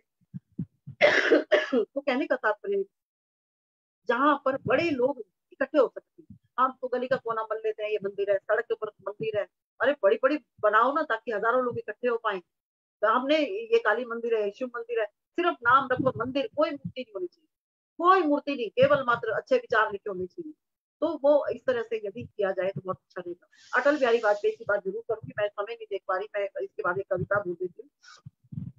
अटल बिहारी वाजपेयी ने गौ रक्षा आंदोलन की बात की लेकिन वो नहीं कर पाए थे। तो मैं आप मोदी जी से प्रार्थना करती हूँ कि आप पूरा बहुमत आपके पास है, उनको एक गौ जो हत्या है वो बंद करो। हिरण मारने वाला जो सलमान खान है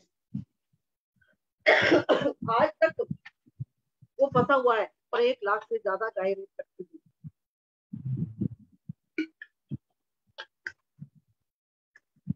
1 लाख से ज्यादा गाय रोज कटती है और गाय का पीस होटलों में परोसा जाता है। गाय बस बिल्कुल बैन हो जाना चाहिए। गाय का दूध पीने को नहीं मिलता है, कहते हैं ये काउ मिल्क है। तो जब कोरोना हुआ था तो काउ मिल्क कहाँ चला गया था? पहलियां तो अगर काउ मिल्क था तो नदियां बहनी चाहिए थी दूध की। सारे होटल बंद थे, सारे रेस्टोरेंट बंद थे, दूध था तब भी नहीं था।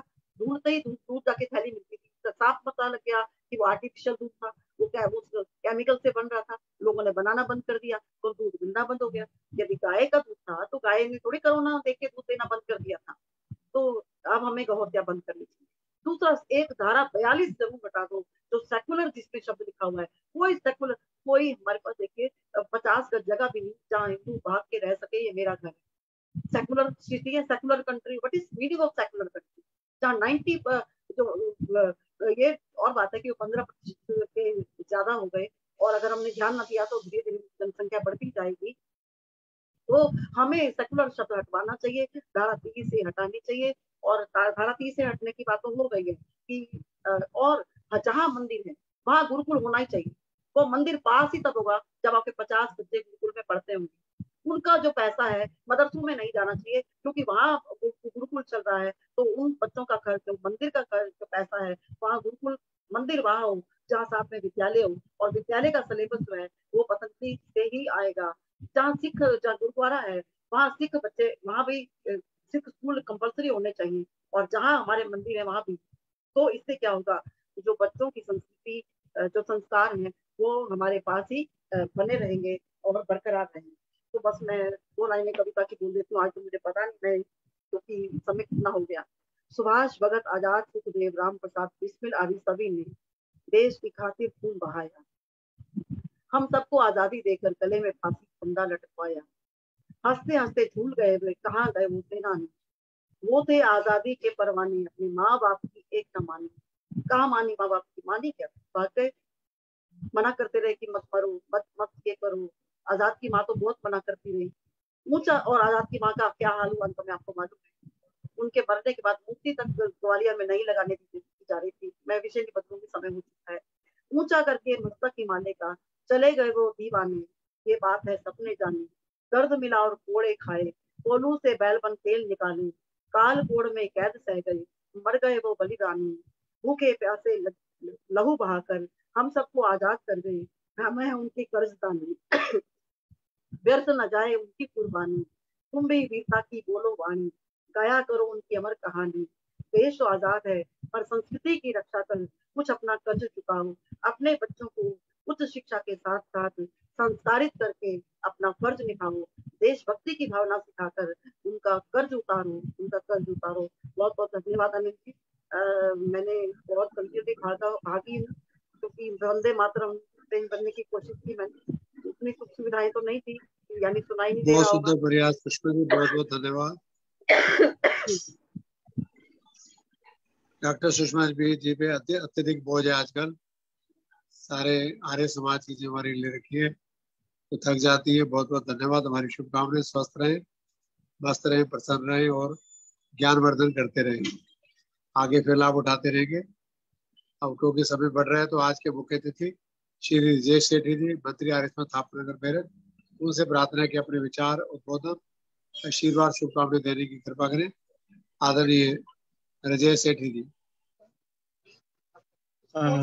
मान्य अनिल आर्य जी एवं समस्त उपस्थित आर्य बंधु और मातृशक्ति, वास्तव में बहुत ही सुंदर और विचारणीय उद्बोधन हमें सबको प्राप्त हुआ है। देश की स्वतंत्रता के इस अमृत महोत्सव पर आप सभी ने बहुत सुंदर विचार सुने सुषमा जी से, परंतु वास्तव में हम स्वतंत्रता प्राप्त कर चुके, 75 वर्ष हो चुके, तो निश्चित रूप से है हम पे, हमें सबको गर्व करना चाहिए इस पर। और यह जो अवसर है वास्तव में एक आत्म अवलोकन का अवसर भी है कि हमने 75 वर्ष में क्या किया।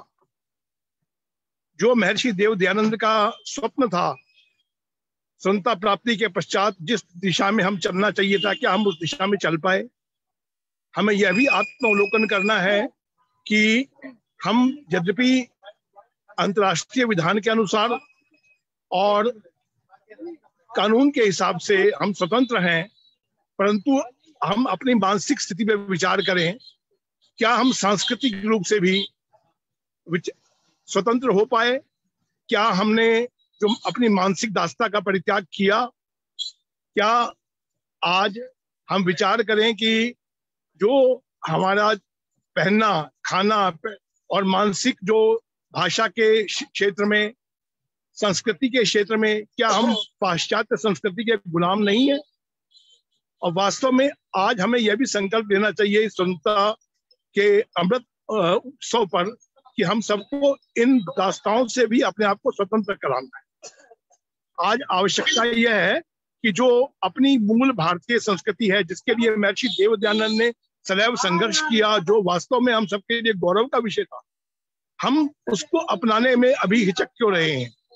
ऋषि का जो स्वप्न था कि हम तो वेदों की ओर लौटकर वेदों की आज्ञा के अनुसार अपने जीवन को, अपने राष्ट्र को चलाएं, क्या हम उसको साकार करने के लिए भी कुछ प्रयास कर रहे हैं। तो आज हमें विचार करना चाहिए। और स्वतंत्रता महोत्सव पर यद्यपि हमें अत्यंत गर्व है और हम ये जानते हैं कि अंतर्राष्ट्रीय स्तर पर भी हमारी साख बहुत अच्छी बनी है, एक अच्छे प्रतिष्ठित राष्ट्र के रूप में आज भारत है और हम सब इस पर गर्व कर सकते हैं, परंतु इसके साथ साथ ही हम सबका कर्तव्य है कि जो ऋषि का स्वप्न था उसको साकार करने के लिए पाश्चात्य संस्कृति का परित्याग कर अपनी मूल वैदिक संस्कृति के साथ जोड़ने का प्रयास करें, अपने संस्कारों विचारों को अपनी आगामी पीढ़ी तक पहुंचाने का प्रयास करें, जिससे कि आगामी जो हमारी पीढ़ी श्रेष्ठ बने और ये हमारी ये स्वतंत्रता अक्षुण्ण रह सके। इन्हीं विचारों को हमें विचार करने की आवश्यकता है। आप सबका, आपने मुझे अवसर दिया, पुनः मैं आपका आभार व्यक्त करता हूँ। ओम शांति शांति। बहुत बहुत धन्यवाद अजय सेठी जी, आपका धन्यवाद। आप जुड़े, इतनी देर हमें समय दिया। कार्यक्रम 7 बजे तक चलेगा। अब मैं आज के अध्यक्ष सुनील गुप्ता जी से अनुरोध करता हूँ अध्यक्षीय वक्तव्य कि 7 बजे तक भजन होंगे, क्योंकि सभी की व्यस्तता है, इसलिए मैं चाह रहा था कि अध्यक्ष और मुख्य अतिथि समय से फ्री हो जाए, फिर अपनी उनकी इच्छा है। आइए सुनील गुप्ता जी।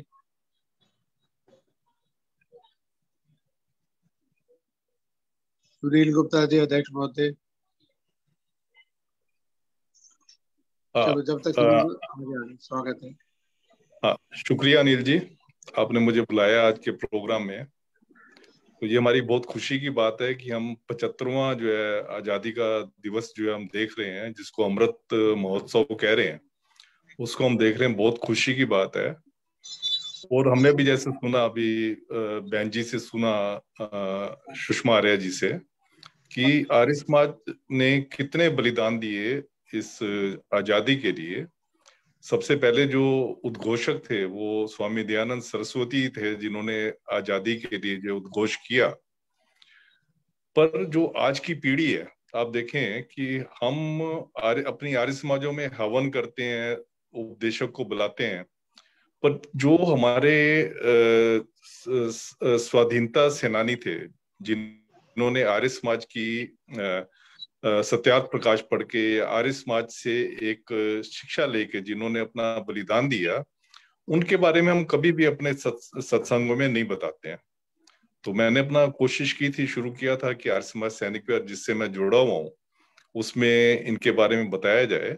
अगर हम अपने जो स्वतंत्रता सेनानी थे, जिन्होंने बलिदान दिया इस देश की आजादी के लिए, अगर हम इनका अपना आर्य समाज में बताना शुरू करें, साप्ताहिक सत्संग में बताना शुरू करें, तो मुझे लगता है कि हम काफी कुछ जो है, जो आर्य समाज का जो आर्य समाज ने स्वतंत्रता संग्राम में जो योगदान किया, उसके बारे में हम बता सकते हैं।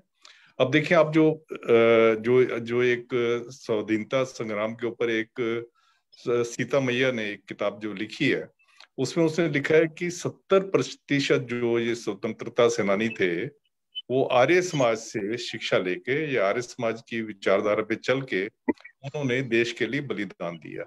अब ये चीज हमें तो पता है, पर जो हमारी आगे आने वाली जनरेशन, उनको इस चीज का नहीं पता।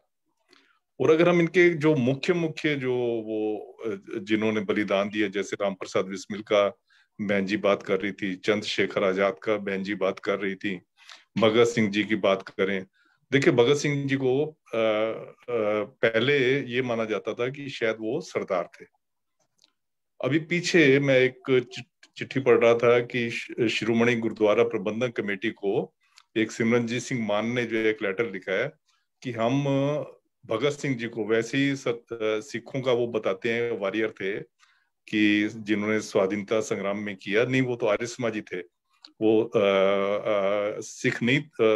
सिख धर्म को पालन नहीं करते थे वो, इसलिए उनकी जो फोटो लगी हुई है वहां पे, जो गुरुद्वारा प्रबंधक वहां अमृतसर उसमें जो फोटो लगी हुई है, उन्होंने कहा कि इनकी फोटो हटा दी जाए।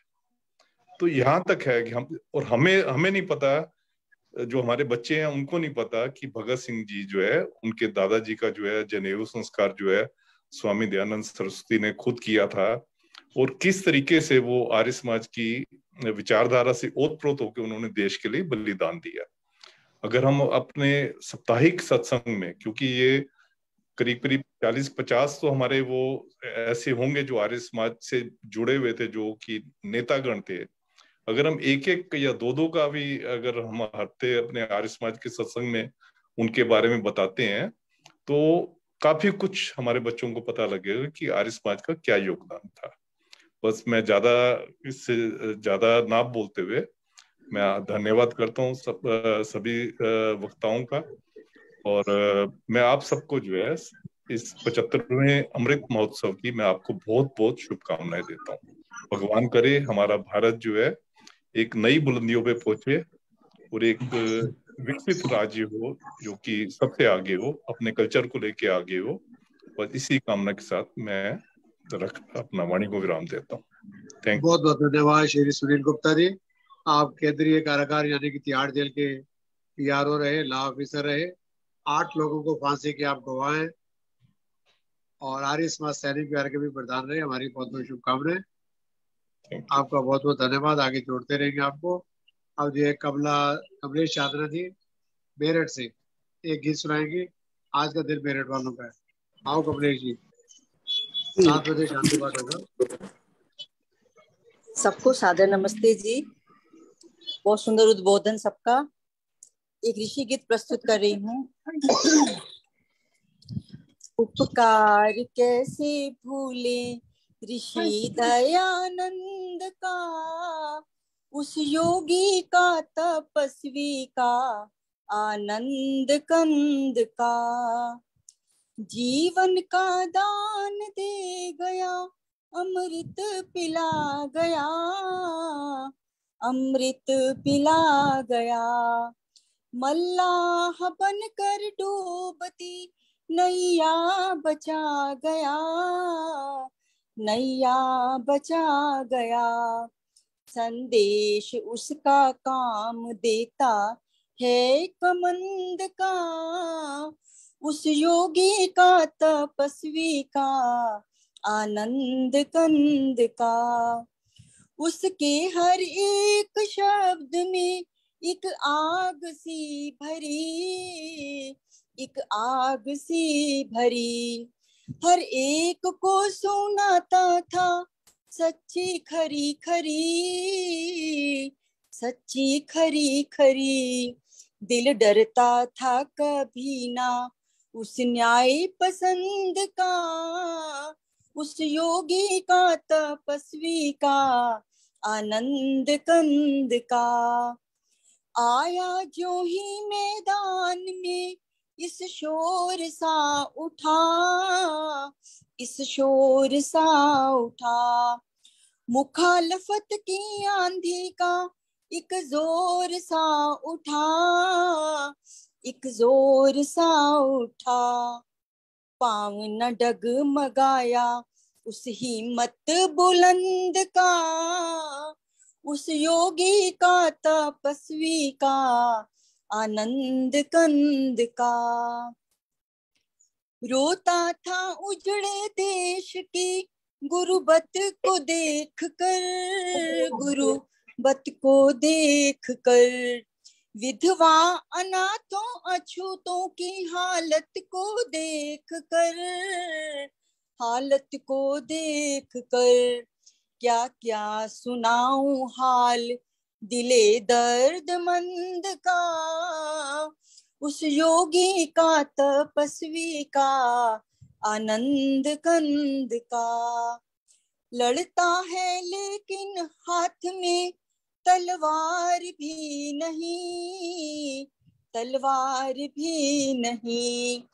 दुश्मन जमाना सारा कोई मददगार भी नहीं, कोई मददगार भी नहीं। देखा अजीब करिश्मा, देखा अजीब करिश्मा उस वैदिक संत का, उस योगी का तपस्वी का आनंद कंद का। उपकार कैसे भूले ऋषि दयानंद का, उस योगी का तपस्वी का आनंद कंद का। बोलो महर्षि देव दयानंद की जय हो। धन्यवाद। जय हो, धन्यवाद। परसों 12 तारीख शुक्रवार को 5 बजे देशभक्ति गीतों का कार्यक्रम रहेगा, तैयारी कर लें। अब आइए, अध्यक्ष मुख्य अतिथि वक्ता तीनों बोल चुके हैं। 4-5 गीत। ईश्वर देवी जी आ जाएं,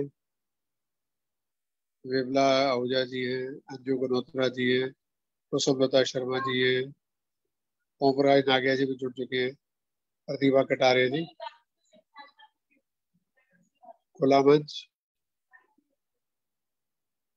सुषमा बजाज जी, उषा शोध जी, चलो आप आ जाओ हरिद्वार से, विजय कुल्लर जी भी हैं, विजय लक्ष्मी जी, सुनीता अरोरा जी। बोल दूं मैं भैया? हाँ बोलो, फिर उषा शोध जी हरिद्वार से तैयार हैं। ठीक।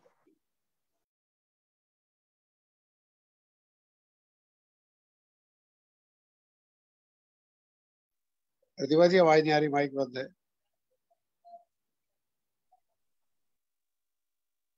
मंच पर उपस्थित आदरणीय डॉक्टर अनिल आर्य जी, राजेश सेठी जी, सुनील गुप्ता जी तथा सभी आर्यजनों को मेरी सादर नमस्ते। आजादी है कर्म हमारा, दयानंद बतलाते हैं, फर्ज समझकर कर्म निभाना दयानंद सिखलाते हैं। मेरी कविता का शीर्षक है देश मंथन, आजादी का अमृत महोत्सव।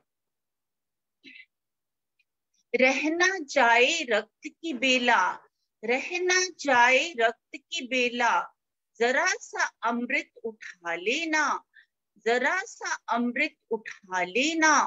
आजादी अब परवान चढ़ेगी, आजादी अब परवान चढ़ेगी, भाग्य से आंख मिला लेना।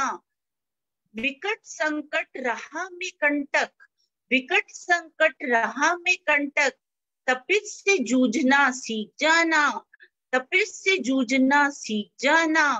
देश का हाथ थाम कर तुम अब, देश का हाथ थाम कर तुम अब, माँ भारती का शीश गगन लहरा जाना, माँ भारती का शीश गगन लहरा जाना।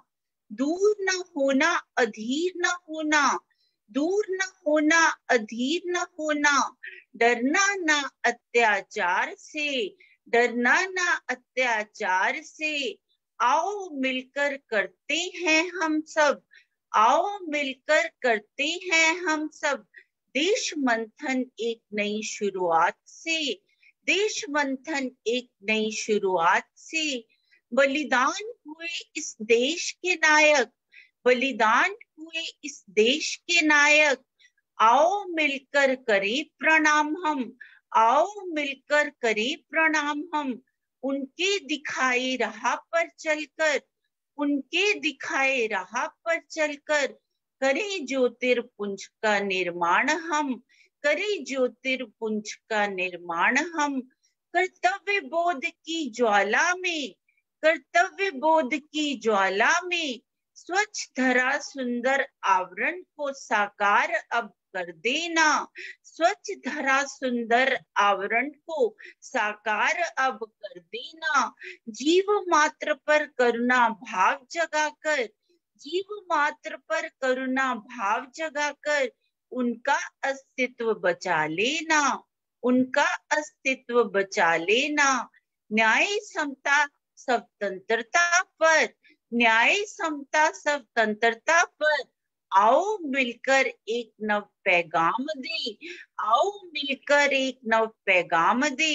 नव भारत के निर्माण को, नव भारत के निर्माण को, आत्मनिर्भर भारत का सपना साकार करें, आत्मनिर्भर भारत का सपना साकार करें।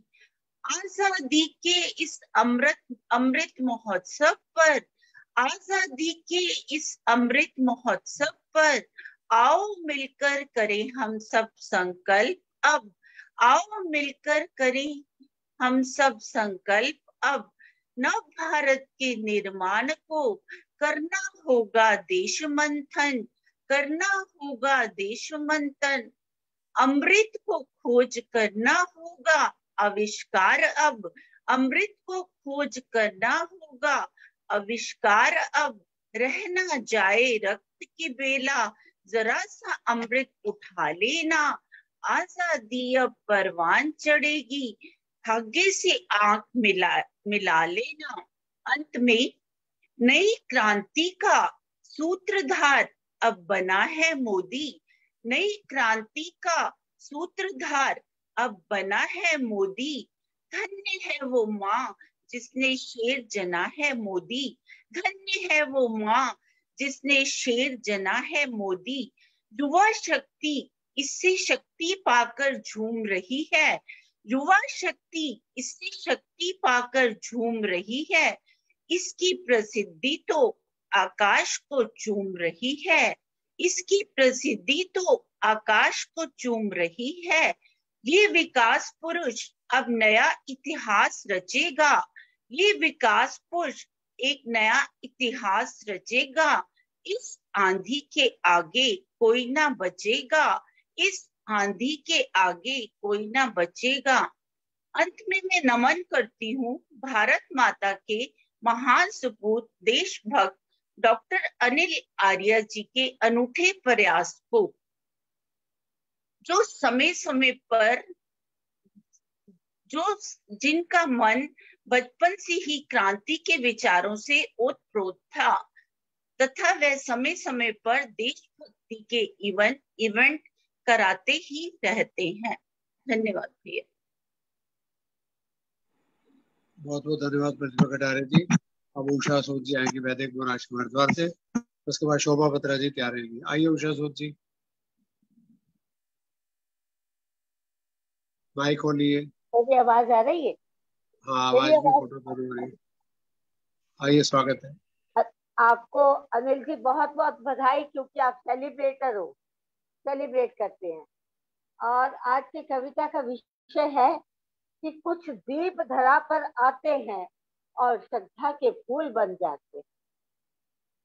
एक चमक अनोखी सी लेकर, एक चमक अनोखी सी लेकर कुछ दीप धरा पर आते हैं। आजीवन आजीवन तो जलते रहते हैं, पर बुझकर भी अद्भुत प्रकाश दे जाते हैं। आजीवन तो जलते रहते हैं, बुझकर भी अद्भुत प्रकाश दे जाते हैं। इस चमक अनोखी सी लेकर कुछ दीप धरा पर आते हैं, कुछ दीप धरा पर आते हैं। वो कितना झंझावात बड़ा, वो कितना झंझावात बड़ा, मार्ग में हो पत्थर अड़ा, मार्ग में हो पत्थर पड़ा। व्रत पालक जो मत वाले हैं, व्रत पालक जो मत वाले हैं, वह तनिक नहीं घबराते हैं, वह तनिक नहीं घबराते हैं। इस चमक अनोखी सी लेकर कुछ दीप धरा पर आते हैं। आजीवन तो जलते रहते हैं, पर बुझकर भी प्रकाश दे जाते है। लगन यही तम दूर करे, जग में प्रकाश भरपूर करे। है लगन यही तम दूर करे, जग में प्रकाश भरपूर करे। नित नूतन साहस में भरकर, नित नूतन साहस में भरकर तूफानों से टकराते हैं। कुछ दीप धरा पर आते हैं। इस चमक अनोखी सी लेकर कुछ दीप धरा पर आते हैं। आजीवन तो जलते रहते हैं, और बुझकर भी अद्भुत प्रकाश दे जाते हैं। मिट्टी के तन में स्नेह जुटाकर, मिट्टी के तन में स्नेह जुटाकर, गुरु गरिमा की लौ से चमकाकर, अंतर मन का सर्वस्व लुटाकर। मिट्टी के तन में स्नेह जुटाकर, गुरु गरिमा की लौ से चमकाकर, अंतर मन का सर्वस्व लुटाकर, भटकों को राह दिखाते हैं। कुछ दीप धरा पर आते हैं। एक चमक अनोखी सी लेकर कुछ दीप धरा पर आते हैं। आंधी झक्खड़ तूफान सभी जो इन्हें बुझाने आए हैं, आंधी झक्खड़ तूफान सभी जो इन्हें बुझाने आए हैं। इनकी व्रतपालक दृढ़ता से, इनकी व्रतपालक दृढ़ता से सकुचे सिमटे शर्माते हैं। एक चमक अनोखी सी लेकर कुछ दीप धरा पर आते हैं। आजीवन तो जलते ही रहते हैं, पर बुझकर भी अद्भुत प्रकाश दे जाते हैं। सच होती है जग में, सच होती है जग में, सच की होती है जग में जीत सदा। झूठे नहीं टिक पाते हैं, प्रकाश पुंज बन जाते हैं, आदर्श यही दिखलाते हैं। प्रकाश पुंज बन जाते हैं, आदर्श यही दिखलाते हैं। इस चमक अनोखी सी लेकर कुछ दीप धरा पर आते हैं, अंतिम आदर्श रूप इन दीपों का, आदर्श रूप इन दीपों का। हम आओ दीपों के, हम आओ दीवाने बने, आदर्श रूप इन दीपों के, आओ आओ हम दीवाने बने। प्रभु इच्छा पूरी हो कहकर, प्रभु इच्छा पूरी हो कहकर बलिवेदी पर चढ़ जाते हैं, बलिवेदी पर चढ़ जाते हैं। इस चमक अनोखी सी लेकर कुछ दीप धरा पर आते हैं, आजीवन तो जलते ही रहते हैं, कुछ कर भी प्रकाश दे जाते हैं, कुछ कर भी प्रकाश दे जाते हैं, और श्रद्धा के फूल कहलाते हैं, श्रद्धा के फूल कहलाते। अनिल जी आपका धन्यवाद। बहुत बहुत धन्यवाद माता उषा जी, वैदिक मोनाश्रम हरिद्वार से। अब आएगी शोभा बत्रा जी, उसके बाद 2 भजन और 7 बजे शांति पाठ। आप सबको नमस्ते। मैं देशभक्ति का ही बोल रही हूँ। हम तो हैं भारतवासी, झंडे को फहराएंगे। हम तो हैं भारतवासी, झंडे को फहराएंगे। देश की खुशी के लिए जान भी गंवाएंगे, देश की खुशी के लिए जान भी गंवाएंगे। हम तो हैं भारतवासी, झंडे को फहराएंगे। जब भी अकेले में कुर्बानी याद आएगी, जब भी अकेले में हमें कुर्बानी याद आएगी, आंसुओं की बारिश में खुद ही भीग जाएंगे, आंसुओं की बारिश में खुद ही भीग जाएंगे। हम तो हैं भारतवासी, झंडे को फहराएंगे। देश मेरा प्यारा है, जान से भी प्यारा है। देश मेरा प्यारा है, जान से भी प्यारा है। देश के लिए बार बार जान भी लुटाएंगे, देश के लिए बार बार जान भी लुटाएंगे। हम तो हैं भारतवासी, झंडा को फहराएंगे। मोदी जी ने आकर के भ्रष्टाचार मिटाया है, मोदी जी ने आकर के भ्रष्टाचार मिटाया है। उनके कार्यों को देखकर सबने सराहा है, उनके कार्यों को देखकर सबने सराहा है। उनके कार्यों को देखकर विदेशी भी हर्षाते हैं, उनके कार्यों को देखकर विदेशी भी हर्षाते हैं। हम तो हैं भारतवासी, झंडे को फहराएंगे। चारों दिशाओं में भारत का झंडा है, चारों दिशाओं में भारत का झंडा है। 3 रंगों से बना सुंदर तिरंगा है, 3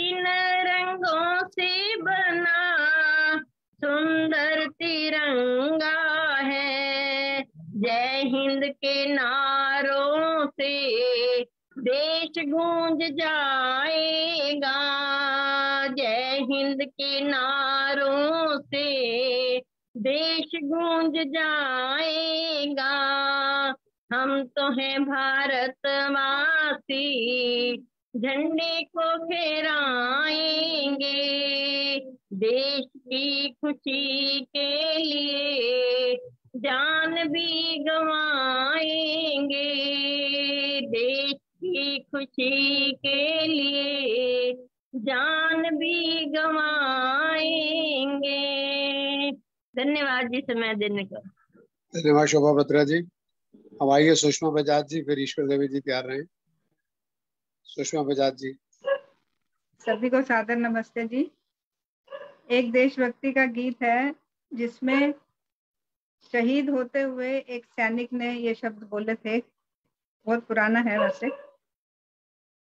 मैं वतन दा शहीद हाँ, मेरी याद भुला देनी, मेरे खून दी एक प्याली,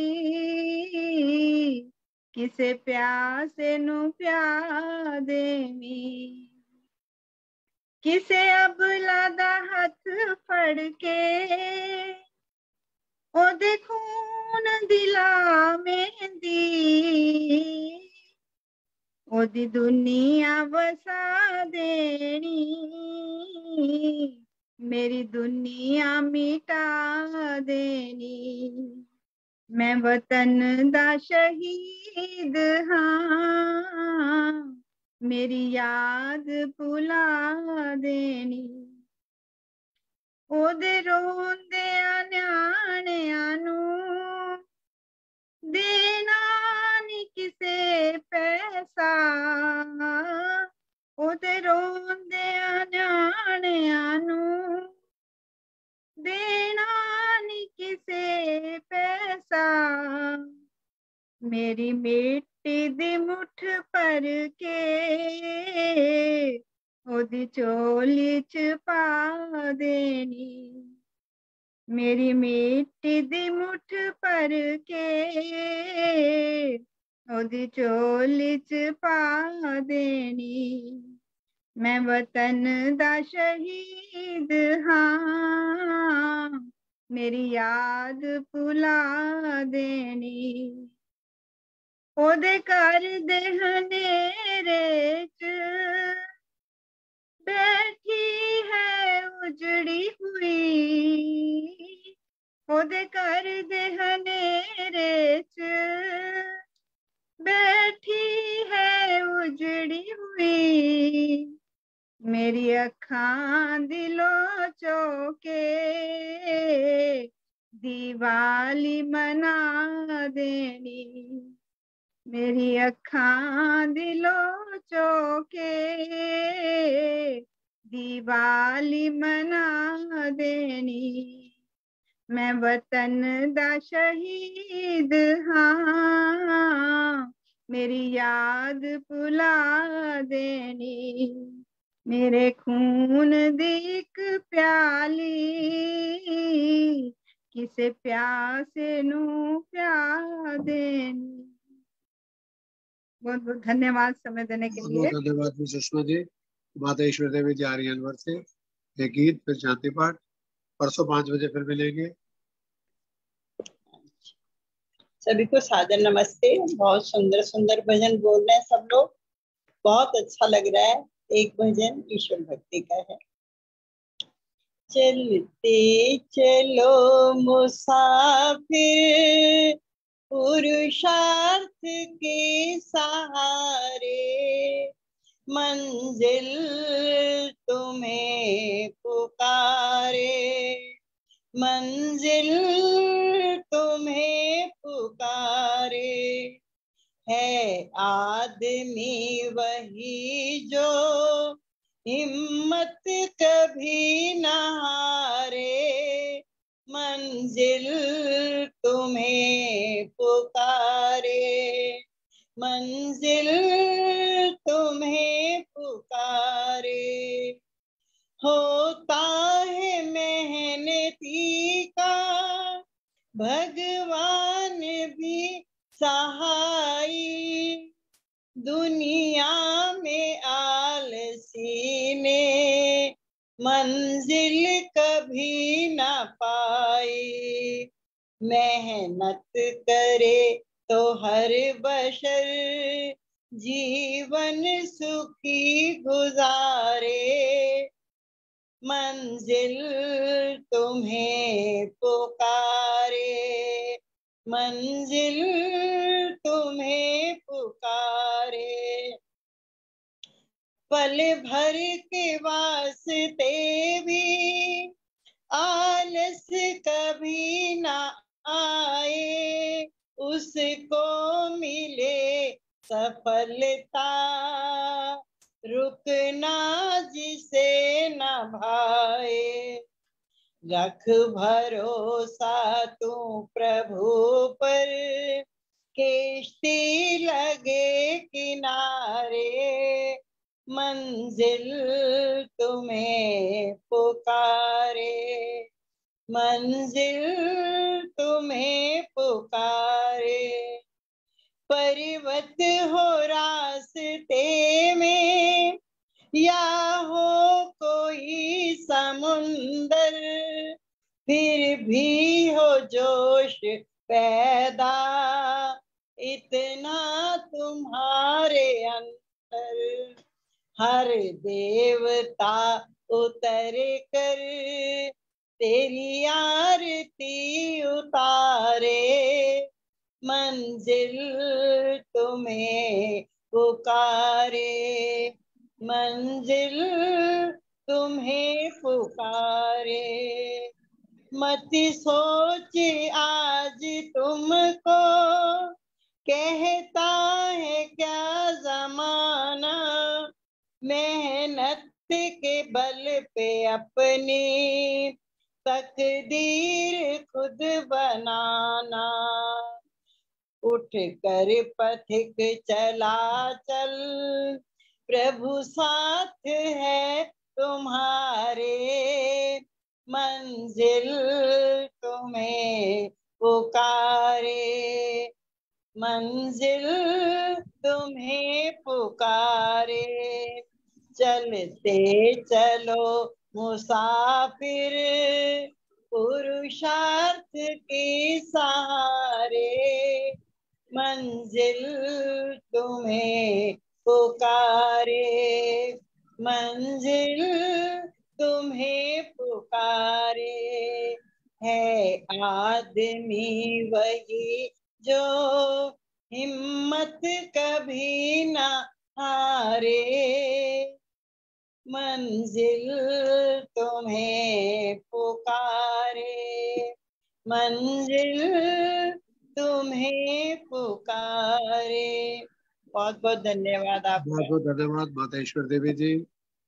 अब परवीन जी आएंगे गाजियाबाद से, शांति पाठ कराएंगे।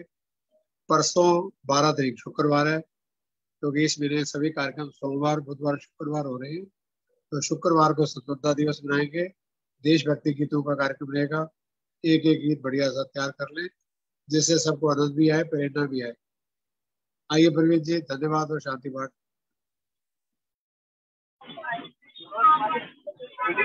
बहुत सुंदर आयोजन आज का। सुषमा जी ने बहुत ही सुंदर जानकारी दी और हमारे सेठी साहब मेरठ से कमाल, बहुत सुंदर।